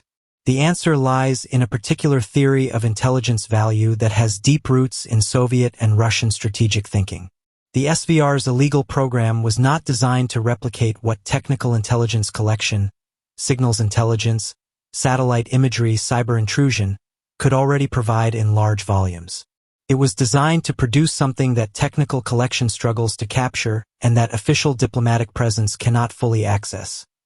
Genuine understanding of the human and political dimensions of American power. Who were the people actually shaping policy in the national security establishment? What were their real views on Russia, on arms control, on NATO expansion, on the bilateral relationship? What were the internal debates within the administration that the public record did not reveal? Which individuals had the ear of the president, which had lost influence and why, and which were moving toward positions of future importance? This type of intelligence, sometimes called political intelligence, or human in the social rather than the technical sense, is extraordinarily difficult to collect through any means other than human relationship. A satellite cannot capture the conversation at a Washington dinner party where a senior official expresses doubts about an announced policy. A cyber intrusion cannot replicate the insight gained by someone who has known a senior State Department advisor for 15 years and can read the subtext of their public statements. The illegal, embedded in the social networks adjacent to power rather than inside the classified bureaucracy, was positioned to collect exactly this kind of material, the informal, off-the-record, unclassified but sensitive intelligence that fills in the picture around the classified intelligence and gives it context and meaning. The tasking communications sent to the illegals by Moscow Center reflect this ambition with considerable specificity. Network members were directed to cultivate individuals fitting very particular profiles. People who either worked in government at the policy level or had close professional relationships with those who did. Think tank researchers, former officials with active consulting relationships, congressional staff members with relevant committee assignments, academics with security community connections, financial industry professionals whose work brought them into regular contact with Treasury and Federal Reserve policymakers. These were not sources likely to hand over classified documents. They were sources potentially capable of providing exactly the kind of granular political and human intelligence the SVR considered most valuable. The Murphy's Montclair life was specifically designed to facilitate access to the New York professional network that served as a feeder pool for exactly these kinds of contacts. Cynthia Murphy, operating as an accountant in New York's financial sector, cultured several individuals who fit the SVR's target profile. One of the most significant was a figure whose identity was protected in the charging documents as a person Murphy tried to develop as an intelligence source, described as a financier who had personal connections to senior members of the Obama administration and knowledge of debates within the Treasury Department about financial regulation. Murphy's relationship with this individual was documented by the FBI through surveillance, and the evidence indicated she was actively attempting to deepen the relationship in ways that would eventually produce operational value. Whether the source had any awareness that Murphy's interest in him was anything other than professional and social is unclear from the public record. Andrei Buzrukov's placement at the Kennedy School was similarly purposeful. The Fletcher School and the Kennedy School programs in which he enrolled were not selected because Moscow Center was interested in his academic credentials. They were selected because those programs represent, arguably better than any other educational setting in the United States, the nexus of academic and operational national security knowledge. The people who studied alongside Buzrukov, who taught him, who attended the lectures and seminars he participated in, were current and future national security practitioners. The network he was building there was not an academic network. It was an access network, assembled over years through the legitimate channels of professional and educational interaction, producing relationships that would, in the program's theory, eventually yield intelligence about American strategic thinking at its most sophisticated level. The operational reporting that the network transmitted to Moscow Center, captured in part through decrypted communications and documented through the FBI investigation, indicates that the product generated in the years leading up to the arrests was largely analytical rather than classified. The illegals were reporting on the social and professional landscape around them, providing personality assessments of the individuals they were cultivating, offering their analysis of American political trends and policy debates, and flagging which relationships showed promise for further development. This is genuine intelligence work of real, if unspectacular value. It is the kind of work that professional foreign policy analysts and political intelligence officers do every day in embassies around the world, but with one critical difference. The illegals' access was deeper and their cover more durable than any diplomat could achieve. The frustrating irony from Moscow Center's perspective was that the program was, by the time of the arrests, only partway through its intended operational arc. The illegals had spent years building the social and professional infrastructure from which genuinely valuable intelligence should eventually flow. The cultivation relationships were established, the cover lives were credible, the communication systems were functioning. The program was, in a meaningful sense, approaching the phase at which it would begin producing the kind of access-level intelligence that justified the investment. The arrests came precisely at the point when the decade of patience was about to pay a dividend. That timing, unfortunate from Moscow's perspective, fortunate from Washington's, was not accidental. It was the direct result of a decision made by one man who understood the program's structure better than almost anyone else in the SVR, who recognized that what he knew could be used to destroy it, and who had been providing that knowledge to American intelligence for years. The consequences of his decision, and the circumstances that drove it, would define the final chapter of the Ghost Stories program as completely as the decisions of the illegals themselves. Surveillance is a discipline with its own rhythms and its own requirements, distinct from the investigative and analytical work that surrounds it and depends upon it. Watching people, really watching them, with the patience and precision that a serious counterintelligence investigation demands, is work that resists dramatization because its most essential quality is duration. You do not identify a Russian illegal's tradecraft by following them for a day. You identify it by following them for months, cataloging their routes, their timing, their behavioral patterns, and then placing that catalog against the baseline of what a genuine civilian in their circumstances would naturally do, looking for the deviations that only careful, sustained observation can make visible. The FBI teams assigned to Ghost Stories maintained physical and technical surveillance of the network's members across multiple American cities for years. The sheer scope of that commitment is worth pausing on. Managing concurrent surveillance operations in New York, New Jersey, Boston, Virginia, and the Pacific Northwest, all directed at subjects who had been trained specifically to detect and shake surveillance, required a level of coordination and resource deployment that pulled significantly on the Bureau's counterintelligence capacity. The agents involved rotated through assignments to avoid creating behavioral patterns that an observant subject might recognize. The same face in a coffee shop 3 mornings in a row, the same car parked near the same intersection too reliably. Every aspect of the surveillance operation was designed to be as invisible to the subjects as the subjects' own operations were designed to be invisible to the world. What did years of watching produce? The documentation was extraordinarily granular. The FBI compiled behavioral profiles of each subject that captured not just their operational activities but the deeper texture of their daily routines. The grocery stores they preferred, the routes they walked, the times they arrived at and departed from their cover workplaces, the social events they attended and which acquaintances they spent the most time with. This baseline knowledge served 2 functions. Operationally, it allowed surveillance teams to position themselves efficiently and minimize unnecessary exposure. Analytically, it provided the comparison baseline against which anomalies stood out clearly. The anomalies, when they occurred, were often subtle but consistent. The Murphys' trip to a remote stretch of highway in upstate New York, followed by what appeared to be a brief stop and a left-behind object, was one documented dead-drop execution. The route taken to and from the location demonstrated counter-surveillance awareness. The couple made several unnecessary turns in areas without direct logical purpose, pulled into parking lots and sat for intervals before continuing, behaviors that a family on an ordinary drive has no reason to perform. Surveillance teams documented the pattern, identified the location, and watched through concealment as the second party. A Moscow Center courier traveling under a separate cover identity retrieved the deposit. Electronic surveillance produced a different but equally significant category of evidence. The decoding of the steganographic communications, made possible by keys and methods provided by the human intelligence source inside the SVR, allowed FBI analysts to read Moscow Center's operational guidance to the network in something approaching real time. The messages instructed specific network members to approach specific categories of individuals, provided guidance on communication security protocols, reported assessments of the illegals' performance, and in some cases expressed frustration with the pace at which certain cultivation relationships were developing.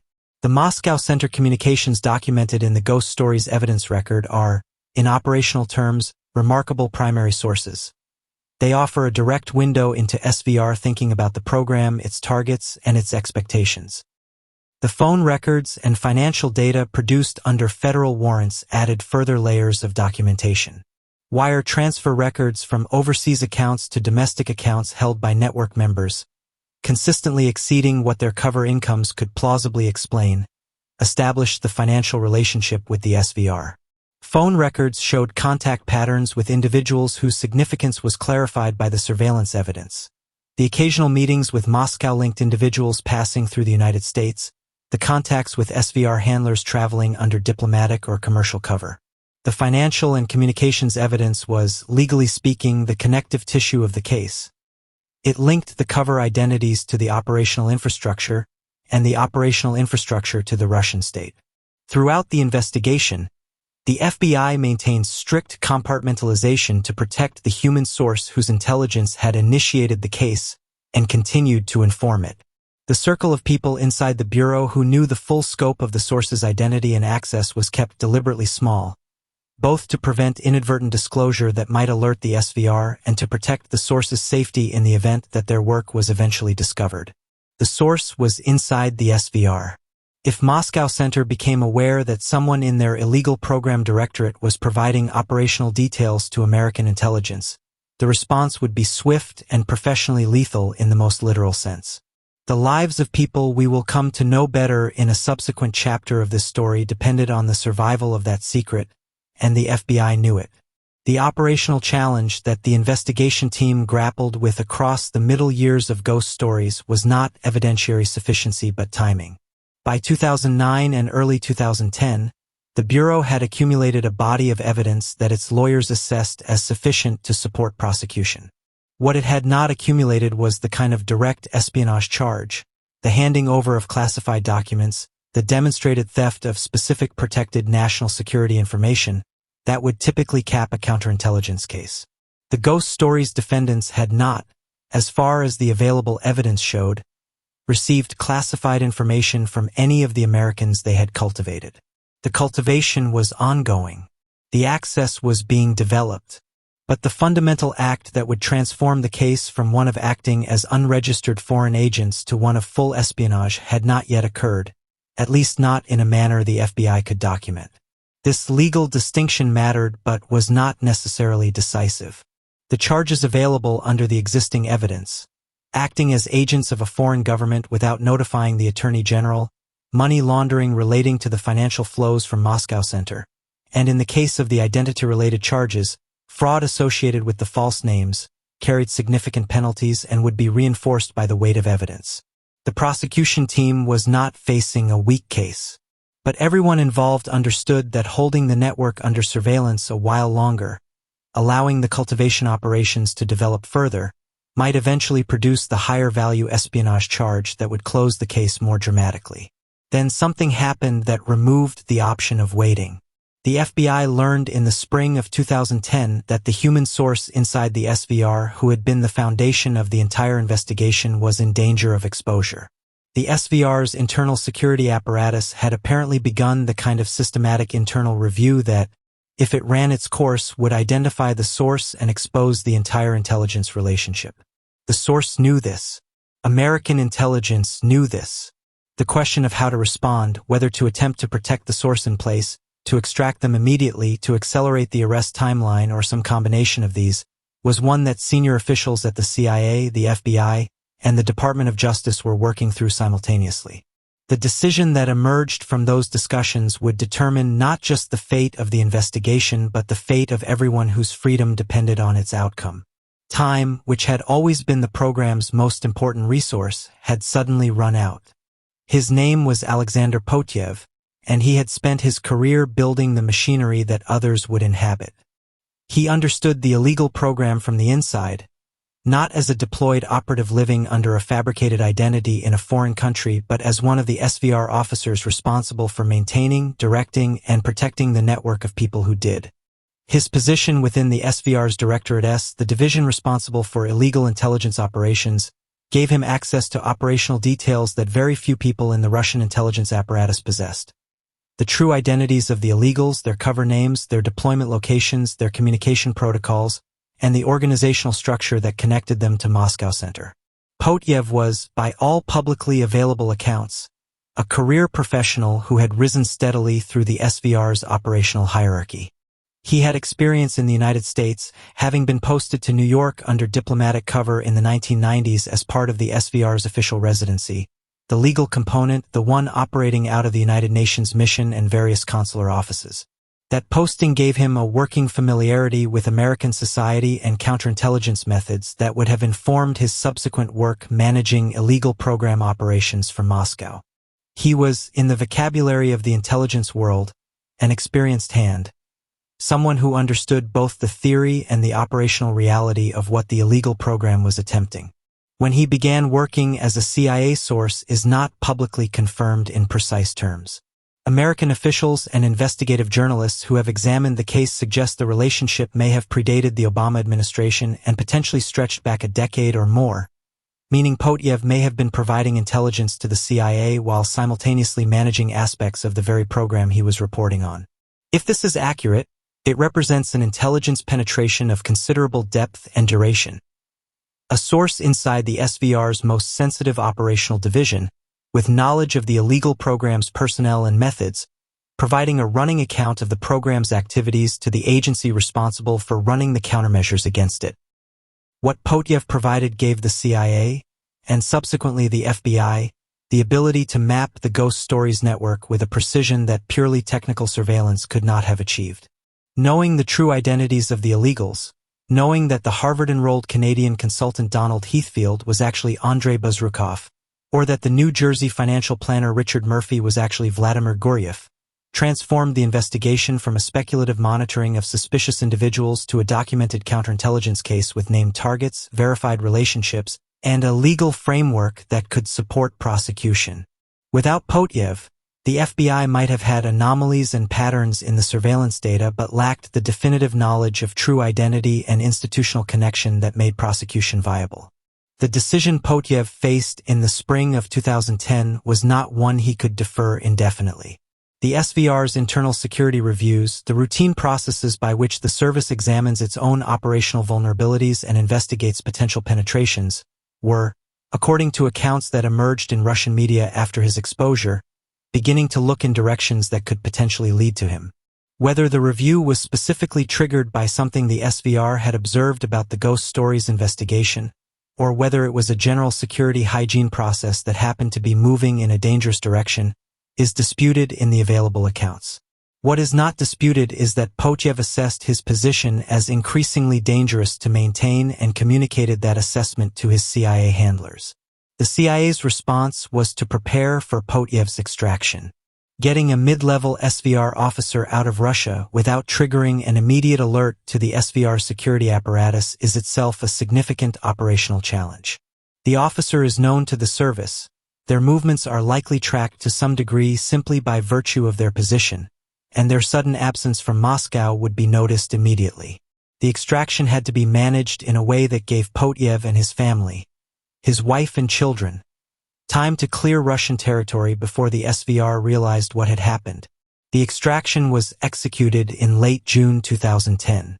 Accounts suggest Potyev left Russia using travel arrangements that the CIA had helped construct, crossing out of Russian territory before the SVR had processed the significance of his departure. His wife escaped separately through Ukraine. By the time the SVR began piecing together the dimensions of what had happened, Potyev was beyond their reach. He was subsequently tried in absentia by a Russian military court, convicted of high treason and desertion, and sentenced to 25 years in prison, a sentence that will never be served, since he is understood to be living in or near the United States under CIA protection. The connection between Potyev's extraction and the timing of the Ghost Stories arrests is direct and acknowledged in the available post-investigation reporting. The FBI and CIA coordinated on timing with the understanding that once the SVR identified Potyev's defection and processed its implications, Moscow Center would immediately inform the illegals that they had been compromised and that they needed to abort.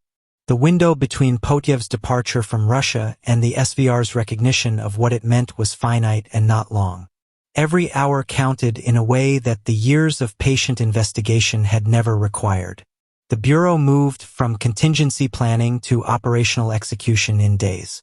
There is a detail in this story that invites reflection not on the mechanics of intelligence but on the human dimensions of betrayal. Potyev knew the people he was betraying, at least in the way that an operational manager knows his deployed assets, through files, through written communications, through the organizational relationship between controller and controlled. He knew their true names, their cover names, the countries where they were raising families, the lives built on foundations he had helped design. When he provided the CIA with the information that would send FBI agents to the doors of Montclair Colonials and Manhattan apartments, he was not acting against abstractions. He was acting against people he knew in the institutional sense, people whose operational welfare had been, professionally speaking, his responsibility. Whether Potyev experienced this as a moral weight, or whether the years of cultivating his CIA relationship had insulated him psychologically from the consequence of his eventual actions, is unknowable from the outside. What is knowable is the practical outcome. 10 people arrested, 2 children born in America suddenly left without parents, Potyev and his family living under assumed names somewhere in the West, and the Russian security service conducting the kind of furious internal autopsy that follows every major penetration.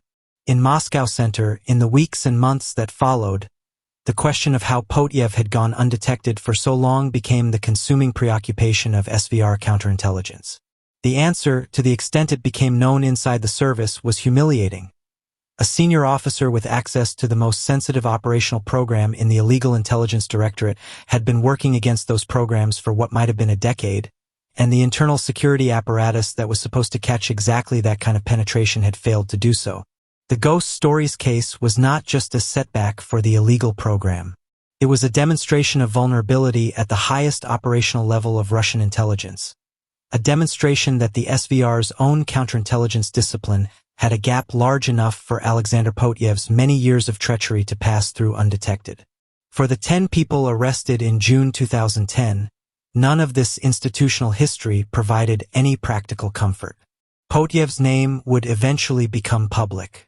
The nature of his role would eventually be reported.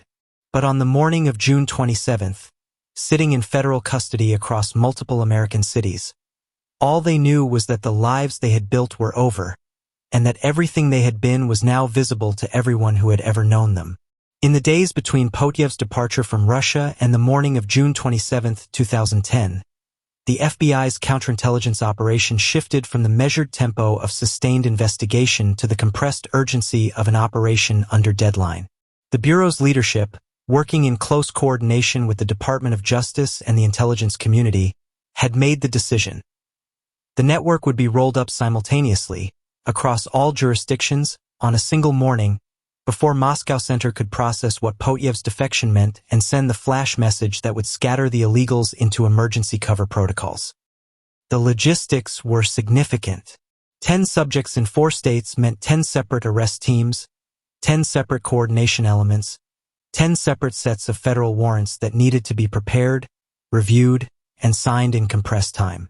The legal work had been building for months in preparation for exactly this moment, so the warrants themselves were not the bottleneck. They moved through the approval process quickly. The bottleneck was human and operational, making sure every team was in position, every timing element was synchronized, and every contingency was accounted for, without any element of the preparation leaking in ways that might reach the subjects through secondary channels. The Saturday evening before the arrests, FBI surveillance teams across the target cities conducted final confirming observations, verifying that each subject was at their expected location, that there were no anomalous movements suggesting a prior warning had already been received, and that the morning's operational plan was viable. The confirmation reports fed back to a central coordination point, where the operations leadership integrated them and confirmed the proceed decision. Every subject was accounted for. None appeared to have been alerted. The morning would go as planned. Sunday, June 27th, began with pre-dawn positioning. Surveillance teams that had been monitoring through the night moved to their final positions near each target residence. Arrest teams in plainclothes vehicles took up their pre-assigned locations, maintaining cover as ordinary early Sunday morning traffic and parked cars. The timing of the action itself was calibrated to the morning hours, after it was reasonable to assume the subjects were awake and present in their residences, early enough to prevent any communications with Moscow or with other network members that might trigger an emergency. In Montclair, New Jersey, the Sunday morning quiet of Marquette Road was still intact when the FBI team approached 31 Marquette Road at mid-morning. The Murphy household was awake. The girls had been seen at the breakfast table by surveillance positioned at angles that permitted interior observation. When federal agents knocked on the door and Richard Murphy opened it to find badges and warrant, his reaction, according to the agents present, was remarkably controlled. He showed no panic, no visible distress, no attempt to flee or to reach for a phone. Years of training in how to behave at exactly this moment, an eventuality that every illegal is taught to contemplate and prepare for, produced, apparently, a composed exterior that told nothing of whatever interior experience it concealed. In Boston, Andrei Bezrukov was arrested at his Cambridge area residence. Elena Vavilova was arrested separately. Their 2 sons were home. They were in their late teens or early 20s by 2010, old enough to have built independent lives and social identities in North America, old enough to know that the people who had raised them were being taken away in handcuffs and that something was wrong in a way they could not immediately comprehend. The full dimensions of what was happening to their family, the scale of the deception that had surrounded their entire lives, would become clear to them only gradually and imperfectly in the weeks that followed. In New York, Anna Chapman was approached at her apartment building on the Lower East Side. She had, in the days immediately preceding the arrests, been in contact with the undercover FBI agent who had been presenting himself as a Russian intelligence officer, and that contact had produced the last documented operational act of her career. She had handed the undercover agent a forged passport that he had supplied her on his instruction, and that handoff was captured on recording. The video evidence was clean. She was arrested before she had time to process that the man she had trusted as a Moscow contact was precisely the person who had been systematically documenting her for the Bureau. In Yonkers, Juan Lazaro Mikhail Vasenkov was taken into custody with his wife Vicky Peláez. Peláez, unlike her husband, was not a trained SVR officer. She was a Peruvian-born American citizen who had been aware of her husband's true identity and had, the evidence suggested, cooperated with his operational activities to a degree sufficient to make her legally culpable, though her situation was complicated enough to merit separate treatment in the eventual plea negotiations. In Arlington, Virginia, Michael Zottoli and Patricia Mills were arrested at their residence, as was Mikhail Semenko separately.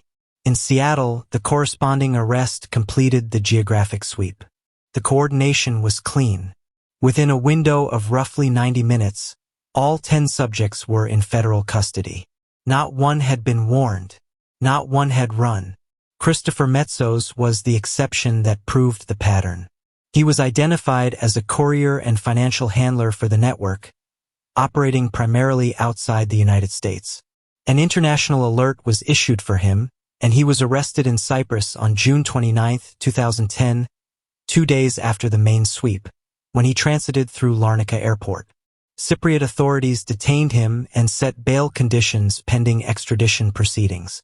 And then, on June 30th, he produced what appeared to be a Canadian passport, satisfied the bail requirements, and was released. By the following morning, he was gone. Cypriot police found his apartment empty and his phone abandoned. The extradition proceedings were never completed because the subject of them had vanished into the infrastructure of the Russian intelligence world, absorbed and protected in ways that have never been publicly explained. He has not appeared in the West under any documented identity since. The initial court appearances for the 10 arrested subjects were held in federal courts in New York and New Jersey in the days immediately following the arrests. The charges filed were acting as unregistered agents of a foreign government, money laundering, and, in the identity-related cases, fraud. The defendants were held without bail in most instances, the prosecution successfully arguing that the nature of their professional skills and the resources available to the Russian government made them exceptional flight risks. The presiding judges agreed. The public reaction to the arrests was a study in cultural refraction. The cable news networks seized on the story with the enthusiasm they reserve for narratives that combine espionage, international intrigue, and, in Anna Chapman's case, attractiveness. The broader network, the older couples in suburban homes, the veteran agent in Yonkers, the quiet young man in Virginia, received less airtime because their stories were less cinematically convenient. The full human complexity of what the arrests had exposed received, in the immediate coverage, considerably less consideration than the tabloid surface of the case.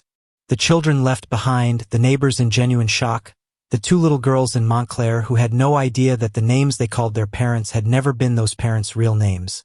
These dimensions of the story were present in the coverage but peripheral to the dominant narrative.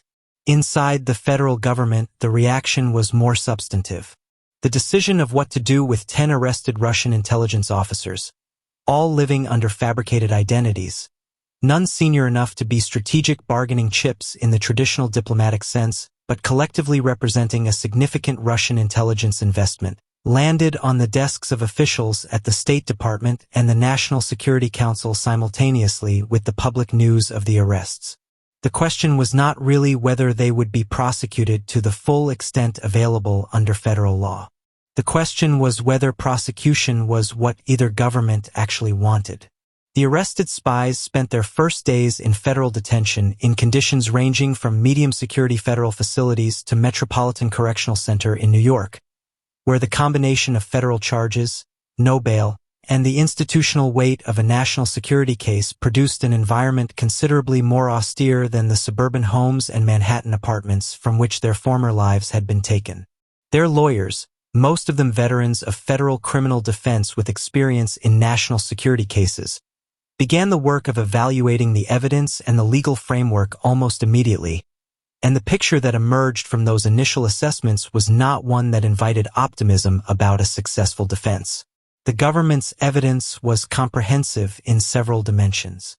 The financial records documenting money flows from SVR-linked sources to the defendant's accounts were clean and voluminous.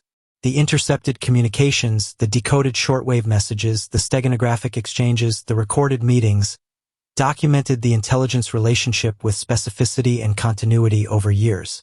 The surveillance evidence, gathered over the course of the investigation, established patterns of behavior consistent with trained intelligence operations and inconsistent with ordinary civilian activity. And the undercover recordings and contact scenarios, particularly in Anna Chapman's case, provided documented demonstrations of each defendant's willingness to engage in clandestine activity on behalf of a foreign government. The charges themselves, acting as unregistered agents of a foreign government money laundering, were legally robust. The money laundering charges derived from the financial flows. SVR funds moving through intermediate accounts to reach the defendants constituted, under the relevant statutes, money laundering in the service of the underlying illegal activity. The acting as foreign agent charges were, if anything, oversupported by the evidence. Each defendant would require a different factual defense, and factual defenses in cases of this evidentiary density are nearly impossible to mount successfully. There was, additionally, a problem of a more fundamental nature. Prosecuting these specific defendants to completion, through a full trial, with all the attendant discovery proceedings and evidentiary hearings and witness testimony, would necessarily expose the methods and sources that had made the investigation possible. The steganographic decryption methods, the shortwave interception capabilities, the full extent of what human intelligence had provided. All of these would become, in a fully contested trial, potential disclosure requirements under federal discovery obligations. The intelligence community's interest in protecting its methods and sources pushed powerfully against the logic of a maximum sentence prosecution pursued to its formal conclusion. The Russian government's interest was clear and unmistakable from the start.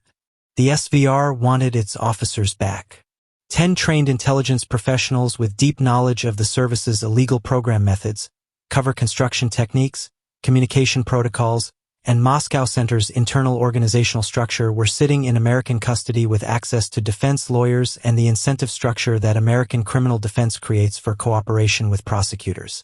Even if the SVR was confident that its officers would not cooperate with the FBI, and institutional loyalty alone could not guarantee that confidence against the pressure of a federal prosecution in a country where you had built your genuine home, the mere existence of the situation was a vulnerability of considerable magnitude. The back-channel diplomatic communication that preceded the formal resolution of the Ghost Stories case has never been fully declassified, but its broad outlines are inferable from the timeline and from comments made by a small number of officials who have spoken about it selectively over the years. The conversation was conducted at a level above normal diplomatic exchange, with Russian and American intelligence and diplomatic officials engaging through channels specifically designed for sensitive bilateral communications. The substance. Russia wanted a prisoner exchange. The United States had its own interest in such an exchange, both in terms of the intelligence equities at stake in a prolonged trial and in terms of the bilateral relationship that the Obama administration was, at that moment, attempting to manage through its policy of engagement with Moscow. The Americans identified for release from Russian custody as part of the negotiated exchange were 4 individuals who had been imprisoned in Russia on convictions related to intelligence activities. The most significant was Sergei Skripal, a former Russian military intelligence officer who had worked as a British Secret Intelligence Service asset and who had been arrested in Russia in 2004, tried in 2006, and sentenced to 13 years in a Russian penal colony. Skripal was a genuine intelligence professional whose value to Western intelligence agencies, in terms of the operational knowledge he could offer after his release, was significant.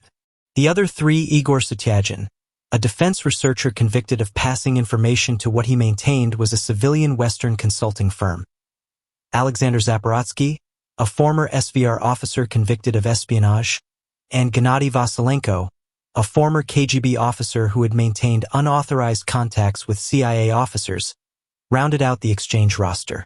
Their release from Russian detention carried intelligence and humanitarian value that the Western services involved found worth the diplomatic transaction. The mechanics of the legal resolution on the American side required guilty pleas from each of the 10 defendants. Plea agreements were negotiated individually, with each defendant acknowledging the core factual allegations, the foreign agent relationship, the financial flows, without admitting to specifics that would require the government to detail its most sensitive intelligence methods in open court. The guilty pleas were entered in rapid succession in late June and early July of 2010, a compressed timeline that reflected the coordinated diplomatic schedule behind the scenes.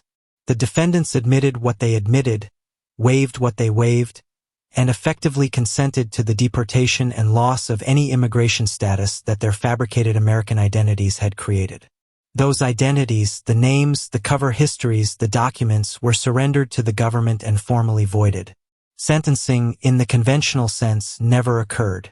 The swap arrangement was structured so that the guilty pleas and the formal resolution of the American criminal proceedings would coincide with the physical exchange, removing the defendants from American custody and American criminal jeopardy simultaneously. There was no sentencing hearing. There was no victim impact statement.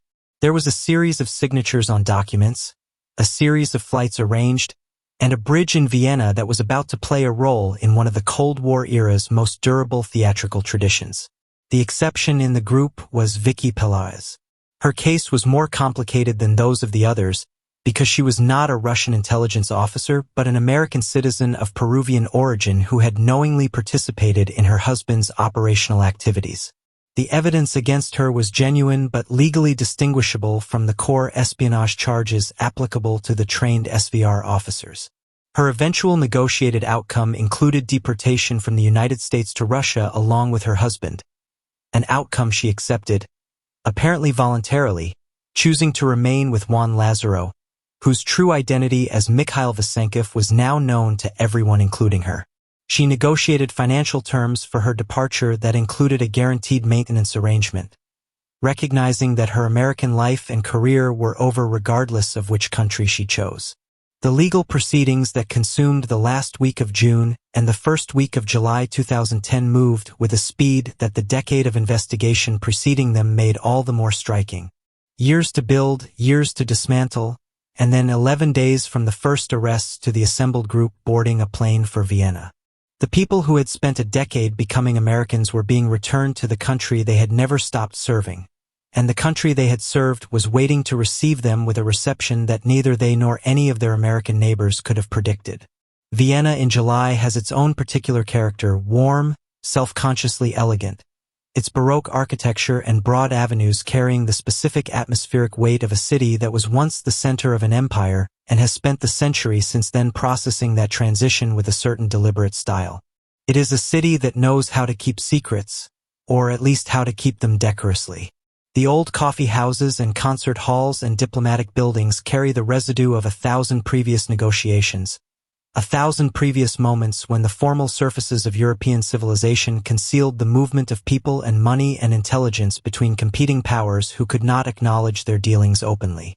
Vienna has hosted these ceremonies before. It was not surprised to host one more.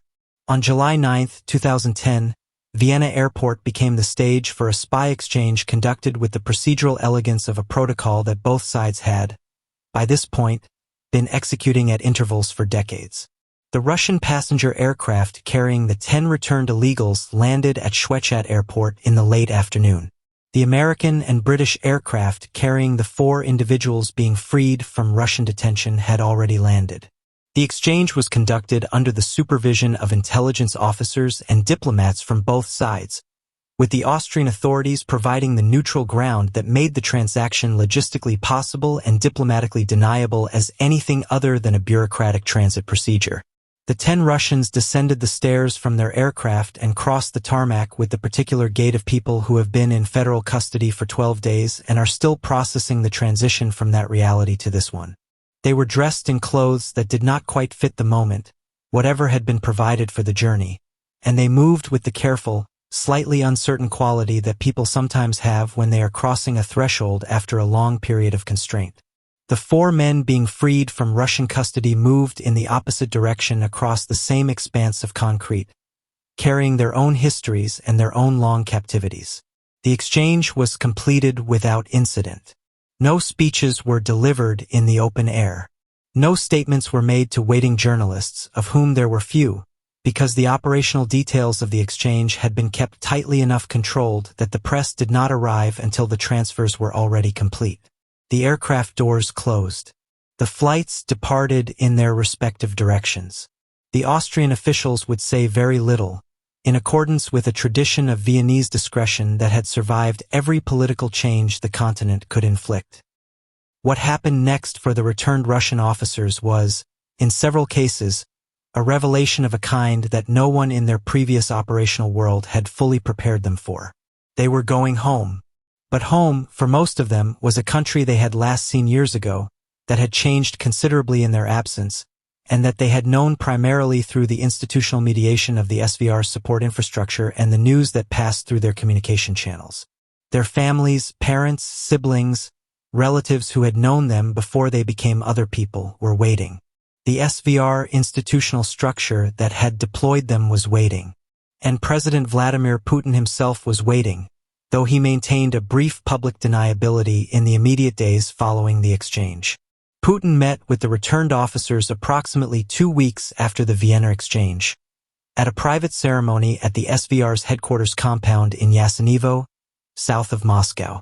The photographs from that meeting, eventually released through Russian state media, showed Putin seated with several of the officers, including Anna Chapman, the atmosphere suggesting an organizational welcome home ceremony rather than a formal state occasion but carrying unmistakably the imprimatur of Kremlin endorsement. Putin sang with them, if the accounts are to be believed, selecting Soviet-era patriotic songs that carried a deliberate resonance. These were people who had served Russia, who had sacrificed, who had upheld the traditions of the intelligence service that Putin himself had risen through, and the country was honoring them as it was appropriate to honor its heroes. The awards and decorations followed. Andrei Bezrukov and Elena Vavilova received Russia's highest honor, the Order of the Fatherland. The other officers received comparable recognition appropriate to their rank and service. The SVR commended their professionalism and their loyalty. The official Russian framing of the Ghost Stories episode was not one of failure or embarrassment, though in purely operational terms, the loss of an entire decade-long illegal network was genuinely damaging, but one of sacrifice and endurance. These people had served. They had been caught through betrayal, not through operational failure of their own. They were heroes.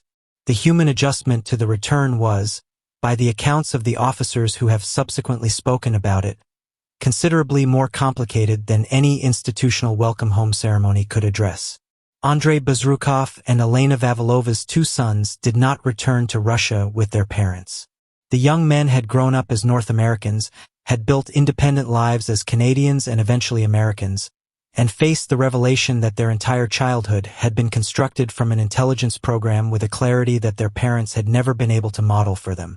One son, Timothy Foley, gave a brief public interview in the weeks after the arrests in which he described the shock of learning who his parents actually were. He said he had never suspected. He said he was processing it day by day. He stayed in North America. Anna Chapman's return to Russia produced the most startling and, in some respects, most culturally revealing subsequent chapter of any network member's story. Within weeks of her return, she had become a celebrity on a scale that no ordinary SVR officer who had been arrested for acting as an unregistered foreign agent would normally achieve. Russian state media embraced her story with an enthusiasm that appeared to have institutional encouragement behind it. She was photographed extensively, interviewed on television, and presented to the Russian public as a glamorous embodiment of Russian intelligence capability and patriotic service. Calendars were produced. Magazine covers followed. She was appointed to a public role associated with a Russian business organization and appeared at public events with the regularity of a professional celebrity rather than a returned intelligence officer. The transformation was calculated. Putin's Russia had found in Anna Chapman a useful symbol. Young, educated, cosmopolitan, and now repatriated. She was the face of an intelligence service that wanted to project confidence and capability rather than acknowledge the significant operational setback that the ghost stories' exposure represented.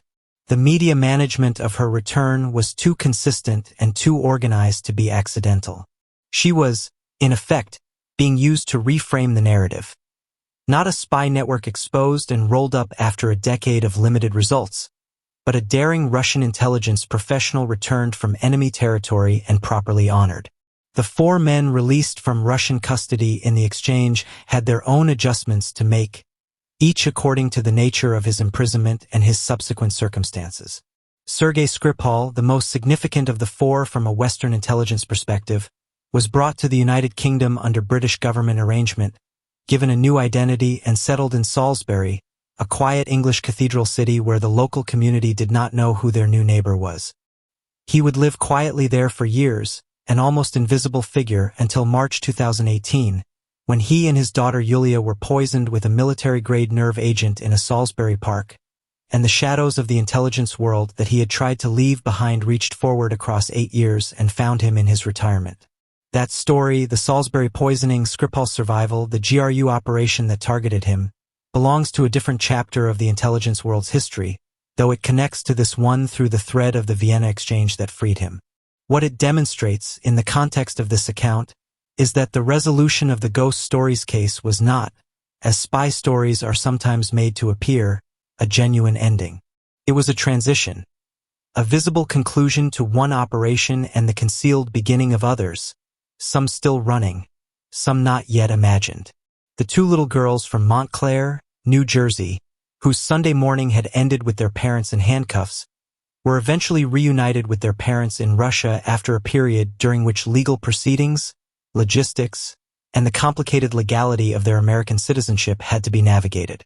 They left the country they had always considered home and went to one they had never been to. They adjusted, as children do, with a resilience that the adults around them found both admirable and heartbreaking. They were American in every way they knew. Russia was not yet any way at all. What all of them carried out of the experience, officers, children, watching neighbors who would never quite look at ordinary suburban life the same way again, was a particular kind of knowledge. The world beneath the surface of ordinary life is not ordinary at all. It is full of things that look exactly like what they are not. The espionage literature has a tradition of treating exposed spy cases as endings. The network is dismantled, the officers are arrested or exchanged, the secrets are aired, the story is told, and the reader or viewer arrives at the natural resting point that narrative structure has always demanded. But intelligence professionals who have spent careers on the operational side of these cases do not see endings. They see transitions. The ghost stories case ended in one sense when the aircraft touched down in Vienna and the 10 officers crossed back into Russian custody. In every more significant sense, it did not end at all. It shifted form, as these things always do. The immediate question that the American intelligence community asked after the case was resolved was the one that every serious intelligence failure or counterintelligence success raises. What do we now know about the adversary that we did not know before? The Ghost Stories case had revealed the architecture of the SVR's illegal program in unusual detail. The legend construction methods, the communication protocols, the financial flows, the organizational structure connecting the Directorate S officers to their deployed assets, the kinds of American targets the program was designed to penetrate. All of that information represented a counterintelligence windfall of the first order.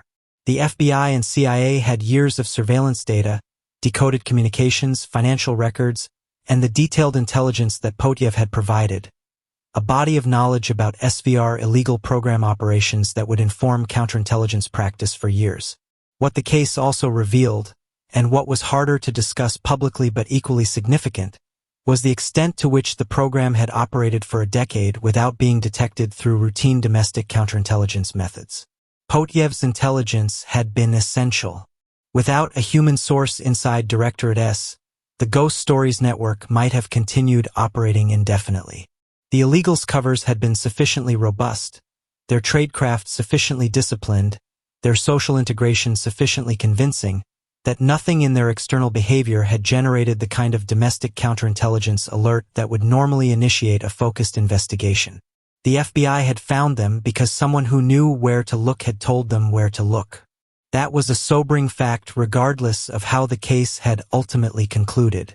The counterintelligence implications for the permanent challenge of detecting illegals, not just the Ghost Stories network, but any future illegal program that Russia or another state might construct, were significant and uncomfortable. A well-built illegal with a well-maintained legend is, by the logic of the program, nearly undetectable from the outside. The characteristics that define a successful illegal are indistinguishable from the characteristics that define a successful ordinary person.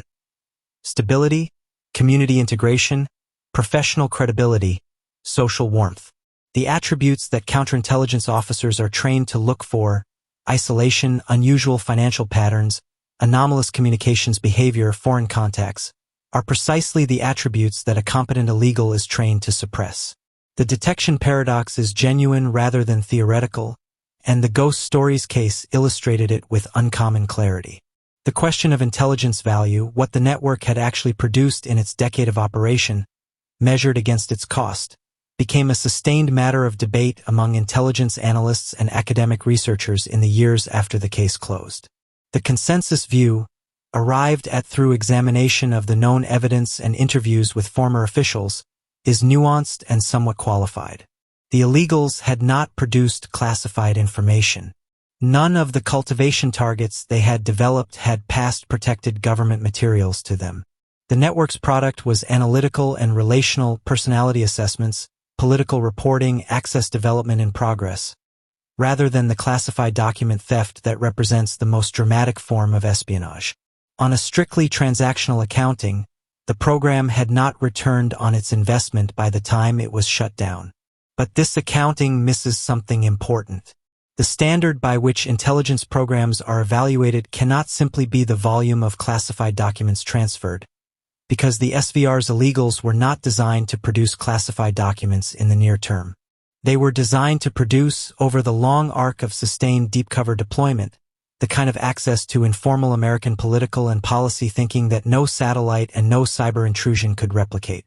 The question of whether that investment would eventually have paid off is not answerable because the program was terminated before it reached its intended operational maturity. Andrei Bazrukov, who was closer to that maturity than any other member of the network by virtue of his Harvard placement and his Boston policy network, has said in subsequent interviews, conducted after his return to Russia and an academic career that emerged from the intelligence world's shadow, that the program was producing value and that the arrests terminated it at a particularly inopportune moment. He would say that, of course. But the underlying logic is not obviously wrong. The Russian response to the Ghost Stories exposure, beyond the formal honors and the media management of Anna Chapman's celebrity, was institutional. The SVR reviewed and apparently revised its illegal program methods in light of what the case had revealed about the program's vulnerabilities. The specific changes made within Directorate S are not publicly known. They are classified not just by Russia but by the United States, whose intelligence community has strong reasons to avoid disclosing what it knows about current SVR illegal program architecture. What is known, through subsequent reporting and official statements, is that the program did not end. Russia continued to invest in the capability, continued to train and deploy illegal officers, and continued to regard the long-term cultivation of deep-cover human assets in the West as a permanent element of its strategic intelligence capability. Andrei Bazrukov returned to Russia and, after a period of reintegration, reemergence both within SVR advisory structures and in academic life, eventually writing publicly under his real name about international relations, intelligence theory, and the strategic competition between Russia and the West. The clarity of his public voice after years of enforced pseudonymity is one of the stranger aspects of his post-operational life. He speaks and writes as someone who has thought deeply about the world's dynamics and who believes the work he did was genuinely in service of something worth serving. Whatever the American reader might think of the work itself, the sincerity of the commitment is difficult to dispute. Elena Vavilova, Tracy Foley, the woman who had sold real estate in Cambridge and raised 2 sons in a house near Harvard Square, wrote a memoir in Russian about her years as a deep cover officer. The book, which has not been fully translated into English as of this writing, addresses the psychological dimensions of the illegal life with a candor that her SVR training would presumably not have encouraged, but that her post-operational freedom allowed. She writes about the loneliness of sustained deception, the genuine affection she developed for the country and the people around her, the difficulty of maintaining the emotional distance that professional discipline required while living a life that was, in every human sense, her real one. The book is, by the accounts of those who have read it, neither justification nor apology. It is description what the life felt like from inside the legend. The children of the Ghost Stories operators constitute the program's most unambiguous human cost. People who had done nothing and known nothing but who bore consequences that followed from decisions made long before their birth. The sons of Bazrukov and Vavilova, raised as Canadians, live in North America. The daughters of the Guryevs, raised as Americans, were eventually reunited with their parents in Russia. The full psychological dimension of what those young people experienced, the discovery of the deception, the loss of the identity they had always inhabited, the reconstruction of their understanding of their entire childhood, has not been fully documented in any public source because they have largely chosen to protect their privacy rather than offer their stories to the same intelligence entertainment complex that consumed their parents' arrests so eagerly. What remains, 12 years after the simultaneous arrests on those Sunday mornings in June, is the case's legacy as an object lesson in the enduring human stakes of intelligence work. The SVR's illegal program was not a war, and no one died in its exposure. The arrested officers were not harmed in the American legal system beyond the loss of the freedom and the life they had constructed. The families fractured and, in many cases, eventually reconnected. The intelligence community on both sides absorbed the lessons and moved on to the next challenge. But the story of the people who spent a decade becoming Americans, who coached soccer and attended Harvard seminars and worried about property taxes and raised children who bore no knowledge of what surrounded them, is not finally a story about classified documents or technical communication channels or the institutional dynamics of the SVR. It is a story about identity, about the human capacity to inhabit a self that is not the one you were born into, and about what that inhabitation costs the person who performs it over long enough, through deep enough, in a place real enough that the performance eventually becomes indistinguishable from the truth. The spies of the Ghost Stories network did not live fake lives. They lived real ones, built on false foundations. That distinction, elusive, perhaps irresolvable, is the thing that makes the story stay with you, long after the operational details have settled into history and the names have faded into the general register of Cold War-era intelligence. The children were real. The neighbors were real. The Sunday mornings were real. The country that did not know they were there was real. Only the names were invented. Everything else, including the loss, was entirely genuine.